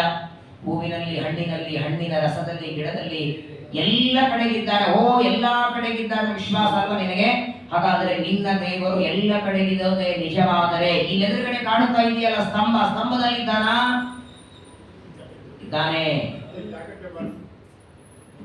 ಸ್ತಂಭದೊಳಗೆ, ಸ್ತಂಭದ ಹೊರಗೆ, ಸ್ತಂಭದ ಮುಂದೆ, ಎಲ್ಲಾ ಕಡೆಗಿದ್ದಾನೆ. ಏವಂ ದುರುಕ್ತೈರ್ಮುಹುರರ್ಥಯನ್ ಋಷಾ ಸುತಂ ಮಹಾಭಾಗವತಂ ಮಹಾಸುರ. ಮೊದಲೇ ಕಣ್ಣು ಕೆಂಪಾಗಿದೆ. ತನ್ನ ಶತ್ರುವಾದ ವಿಷ್ಣುವಿನ ನಾಮಸ್ಮರಣೆ ಮಗ ಮಾಡ್ತಾನಂತೆ, ಕಣ್ಣು ಕೆಂಪು ಮಾಡಿದ್ದಾನೆ. ಇನ್ನು ಎಲ್ಲ ಕಡೆಗೆ ದೇವರಿದ್ದಾನೆ ಅಂತ ಮಗನ ಮಾತನ್ನ ಕೇಳಿ ಪ್ರಚಂಡವಾದ ಕೋಪದಿಂದ ಯಾವ ಸಭಾಮಂಟಪದಲ್ಲಿ ಕೂತಿದ್ದ ಆ ಸಭೆಯೊಳಗೆ ಅನೇಕ ಸ್ತಂಭಗಳು, ಅದರಲ್ಲಿ ಮಧ್ಯದಲ್ಲಿ ಒಂದು ಸ್ತಂಭವನ್ನ ನೋಡ್ತಾನೆ. ಪ್ರಹ್ಲಾದನಿಗೆ ಕೇಳದ, ಇಲ್ಲಿದೆಯಾ? ಈ ಸ್ತಂಭದಲ್ಲಿ ನಿನ್ನ ದೇವರಿದ್ದಾನೆ. ಹಾಗಾದರೆ ನಿನ್ನ ದೇವರಿರೋದು ನಿಜವಾದರೆ ಮೊದಲು ಸ್ತಂಭವನ್ನ ಬಡಿತೇನೆ, ಅವನ ಮುಂದೆ ನಿನ್ನನ್ನು ಸಂಹಾರ ಮಾಡುತ್ತೇನೆ. ಇದೇ ಖಡ್ಗದಿಂದ ನಿನ್ನ ಕುತ್ತಿಗೆಯನ್ನು ಹಾರಿಸ್ತೇನೆ ಅಂತಾರೆ. ಸ್ತಂಭವನ್ನ ನೋಡುತ್ತಾನೆ. ನೋಡಿ, ನರಸಿಂಹ ಪುರಾಣದಲ್ಲಿ ಸ್ತಂಭಕ್ಕೆ ಒದಿತಾನೆ ಅಂತ ಕಥೆ ಬರುತ್ತೆ. ಶ್ರೀಮದ್ ಭಾಗವತ ಮುಷ್ಟಿಯಿಂದ ಹೊಡಿತಾನೆ ಅಂತ ಕಥೆ ಬರುತ್ತೆ. ಸ್ತಂಭ ಅತ್ಯಂತ ಎತ್ತರವಾದ. ಅಭಿಕ್ರಮನ್ ಪುತ್ರ ವಧೇತ್ಸು ರೋಜಸ. ವಾಸ್ತವಿಕವಾಗಿ ಮಗನ ಮೇಲೆ ಸಿಟ್ಟಿದ್ದವನಿಗೆ, ನೀವು ಒಂದು ಗೋಡೆಗೆ ಹೊಡಿಬೇಕಾದ್ರೆ ಸುಮ್ಮನೆ ಹೊಡೆದ್ರೆ ಕೈ ನೋವಾಗುತ್ತೆ, ಸಿಟ್ಟಿನಿಂದ ಹೊಡೆದು ನೋಡಿ, ಹೆಚ್ಚು ಸಿಟ್ಟು ಬಂದಾಗ ಹೊಡಿಬೇಕು ಅಂತ ಅನಿಸ್ತು. ಆಮೇಲೆ ಏನಾಗುತ್ತೆ, ಶಂಕವಾದ ಕೈ ಹೋಗತ್ತೆ ಇರಲಿ.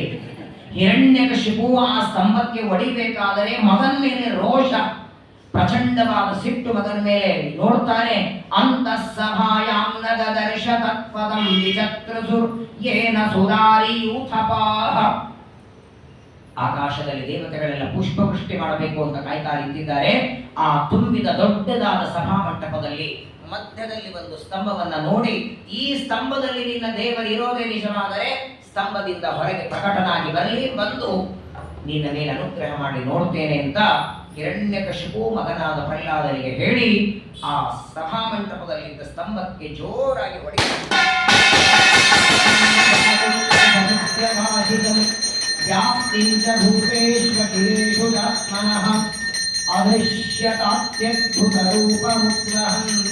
ಸ್ತಂಭೆ ಪ್ರಹ್ಲಾದ ವರದ ಲಕ್ಷ್ಮೀ ನರಸಿಂಹಸ್ವಾಮಿ ಭಗವಾನ ಕೀ ಜಾಗಟೆ ಬಾರಿಸಿದ ಕಿಂಗಿನಿಕೆ ಅವರ ಶಬ್ದನೇ ಇಷ್ಟು ಬಂದಿದೆ. ಹಿರಣ್ಯಕಶಿಪು ಸ್ತಂಭಕ್ಕೆ ಹೊಡೆದರೆ ಈಗ ಆ ಪಕ್ಕದ ಮನೆಯಲ್ಲಿ ಕಂಬನೋ ಏನೋ ಬಿದ್ದರೆ ಇಲ್ಲಿ ಹೆಚ್ಚು ಕೇಳಿಸುತ್ತಲ್ಲ, ಆ ರೋಡ್ ಆ ಮನೆಯಲ್ಲಿ ಕೇಳಿಸತ್ತ? ಡಿಸ್ಟೆನ್ಸ್ ಇರತ್ತೋ ಇಲ್ಲೋ? ಬಸವನಗುಡಿಯಲ್ಲಿ ಯಾರ್ದೋ ಮನೆಯಲ್ಲಿ ಮ್ಯಾಲಿಂದ ಒಂದು ಅಂಗಿ ಬಿದ್ದಿದೆ, ಇಲ್ಲಿ ಕೇಳಿಸಿದ್ಯಾ ನಿಮಗೆ?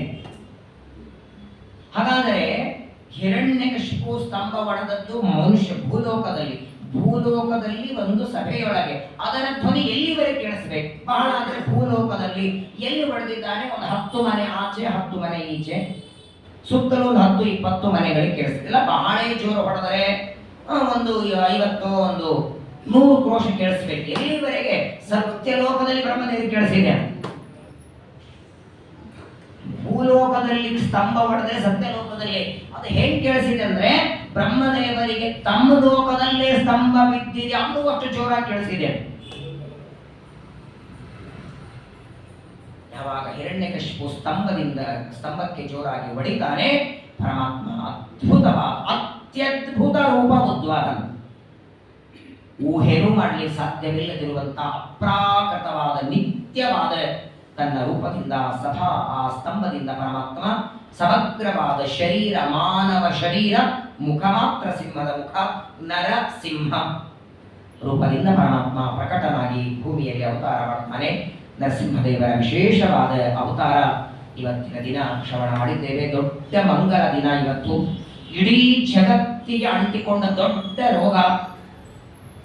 ಈ ಇತ್ತೀಚಿನ ದಿನಗಳಲ್ಲಿ 2 ದೊಡ್ಡ ಆಪತ್ತುಗಳು. ಒಂದು ಜನಿವಾರವನ್ನು ಕತ್ತರಿಸಿ ಬ್ರಾಹ್ಮಣ್ಯಕ್ಕೆ ಅವಮಾನ, ಇನ್ನೊಂದು ಮೊನ್ನೆ ಕಾಶ್ಮೀರದಲ್ಲಿ ನಡೆದಂತಹ ಘನಘೋರವಾದ ದೌರ್ಜನ್ಯ. ಆ ದುಷ್ಟರ ದಮನಕ್ಕೆ ಅವತ್ತು ಒಬ್ಬನೇ ಹಿರಣ್ಯಕಶಿಪು ಇದ್ದ, ಎಲ್ಲ ಕಡೆ ಹಿರಣ್ಯಕಶಿಪುಗಳು ಬಂದಿದ್ದಾರೆ. ಅವರೆಲ್ಲರ ಸಂಹಾರಕ್ಕೆ ಇವತ್ತು ನರಸಿಂಹದೇವರು ಸ್ತಂಭದಿಂದ ಅವತಾರ ಮಾಡಿ ಬಂದಿದ್ದಾರೆ. ಎಲ್ಲ ದುರ್ಜನರ ಸಂಹಾರ ಮಾಡಲಿ, ನಾವು ಮಾಡುವ ಸಾಧನೆಗೆ ಅಡ್ಡಿಯಾದ ದೈತ್ಯರನ್ನ ಸಂಹಾರ ಮಾಡಿ ನಮ್ಮ ಸಾಧನೆಯನ್ನು ನಿರಾತಂಕವಾಗಿ ನರಸಿಂಹದೇವರು ಮಾಡಿಸ್ಲಿ ಅಂತ ಹೇಳ್ತಾ ಇವತ್ತು ಸ್ತಂಭದಿಂದ ಬಂದಿದ್ದಾರೆ. ನಾಳೆಗೆ ದೇವತೆಗಳೆಲ್ಲ ಪುಷ್ಪವೃಷ್ಟಿ ಮಾಡ್ತಾರೆ, ದೇವರ ಸ್ತೋತ್ರ ಮಾಡ್ತಾರೆ. ಆ ನರಸಿಂಹದೇವರ ಸ್ತೋತ್ರ ಪ್ರಹ್ಲಾದರಾಜರ ಮೇಲೆ ನರಸಿಂಹದೇವರು ಮಾಡಿದ ಅನುಗ್ರಹವನ್ನ, ಸಪ್ತಮ ಸ್ಕಂದದ ಕೊನೆ ಭಾಗವನ್ನ ಚೈತ್ರ ಮಾಸ ಕೃಷ್ಣ ಪಕ್ಷ ಅಮಾವಾಸ್ಯ ಸಂವತ್ಸರದ ಮೊದಲನೇ ತಿಂಗಳ ಕೊನೆ ದಿನ ನಾಳೆ. ನೋಡ್ತಾ ತಿಂಗಳಾಯ್ತು. ಸಂವತ್ಸರ ಶುರುವಾಗಿ 1 ತಿಂಗಳಾಗುತ್ತೆ. ಚೈತ್ರ ಮಾಸದ ಕೊನೆ ನಾಡಿದ್ದಿನಿಂದ ವಿಶಾಖ ಮಾಸ ಪ್ರಾರಂಭ. ಹಾಗಾಗಿ ನಾಳಿಗೆ ನರಸಿಂಹದೇವರು ಸ್ತಂಭದಿಂದ ಬಂದ ಮೇಲೆ ಆ ದೇವತೆಗಳಿಗೆ ಪ್ರಹ್ಲಾದರಾಜರಿಗೆ ಮಾಡಿದ ಅನುಗ್ರಹ, ಹಿರಣ್ಯಕಶಿಪುವಿನ ಉದರವನ್ನ ಸೇರಿ ಆ ಪರಮಾತ್ಮನ ಹಿರಣ್ಯಕಶಿಪುವಿನ ಉದರ ಸೇರಿದ್ದು ಪರಮಾತ್ಮ ವಿಶೇಷ ಅನುಗ್ರಹ ಮಾಡಿದ ಕಥೆಯನ್ನು ಶ್ರವಣ ಮಾಡೋಣ. ಸಾಧ್ಯ ಇದ್ದರೆ ನಾಳೆ ಯಾರು ನಿಮ್ಮ ಹತ್ರ ಇದ್ದರೆ ವಿಜೇಂದ್ರರು ಮಾಡಿದ ನರಸಿಂಹಸ್ತುತಿ ಇದ್ದರೆ ತಗೊಂಡ್ಬನ್ನಿ, ಪಾರಾಯಣ ಮಾಡಿಬಿಡೋಣ. ಭೂಖಂಡಂ ವಾರಣಂಡಂ ಎಂಬ ಪಾಠ ಅಂತೂ ಆಗಿದೆ, ಪ್ರವಚನದಲ್ಲಿ ಆಗಿದೆ. ಅನಾಯಾಸ ನರಸಿಂಹದೇವರ ಅವತಾರ ಆಗಿದೆ. ನಾಳೆಗೆ ಒಂದ್ಸಲ ನಾವೆಲ್ಲರೂ ಸೇರಿ ಪಾರಾಯಣ ಮಾಡಿ ಮಂಗಳಾರತಿಯನ್ನು ಮಾಡೋಣ. ನರಸಿಂಹದೇವರ ಅನುಗ್ರಹ ನಿಮ್ಮೆಲ್ಲರ ಮೇಲೆ ಇರಲಿ. ನಿಮಗೂ, ನಿಮ್ಮ ಸಮಸ್ತ ಕುಟುಂಬಕ್ಕೂ, ನಿಮ್ಮ ಮಕ್ಕಳಿಗೆ, ಮೊಮ್ಮಕ್ಕಳಿಗೆ ನರಸಿಂಹದೇವರ ಅನುಗ್ರಹ ಎಲ್ಲ ರೋಗ, ಆಪತ್ತು, ದಾರಿದ್ರ್ಯ, ಕಷ್ಟ, ಚಿಂತೆಗಳನ್ನೆಲ್ಲ ದೂರ ಮಾಡಲಿ. ವಿಶೇಷವಾಗಿ ಪಾಠ ಪ್ರವಚನದಲ್ಲಿ ಹೆಚ್ಚು ಆಸಕ್ತಿಯನ್ನ, ಶ್ರದ್ಧೆಯನ್ನ ಕೊಡಲಿ ಅಂತ ನರಸಿಂಹದೇವರಲ್ಲಿ ಪ್ರಾರ್ಥನೆಯನ್ನ ಮಾಡ್ತಾ ಮುಂದಿನ ನರಸಿಂಹದೇವರ ಚರಿತ್ರೆ, ಪ್ರಹ್ಲಾದರಾಜರ ಮೇಲೆ ಅನುಗ್ರಹ ಮಾಡಿದ ಕಥೆಯನ್ನ ನಾಳೆ ದಿನ ಮತ್ತೆ ಶ್ರವಣ ಮಾಡೋಣ. ಭಾರತೀಯ ಮನೋಜ್ಞ ಪ್ರಾಣಾಂತರ್ಗತ ಶ್ರೀಕೃಷ್ಣ.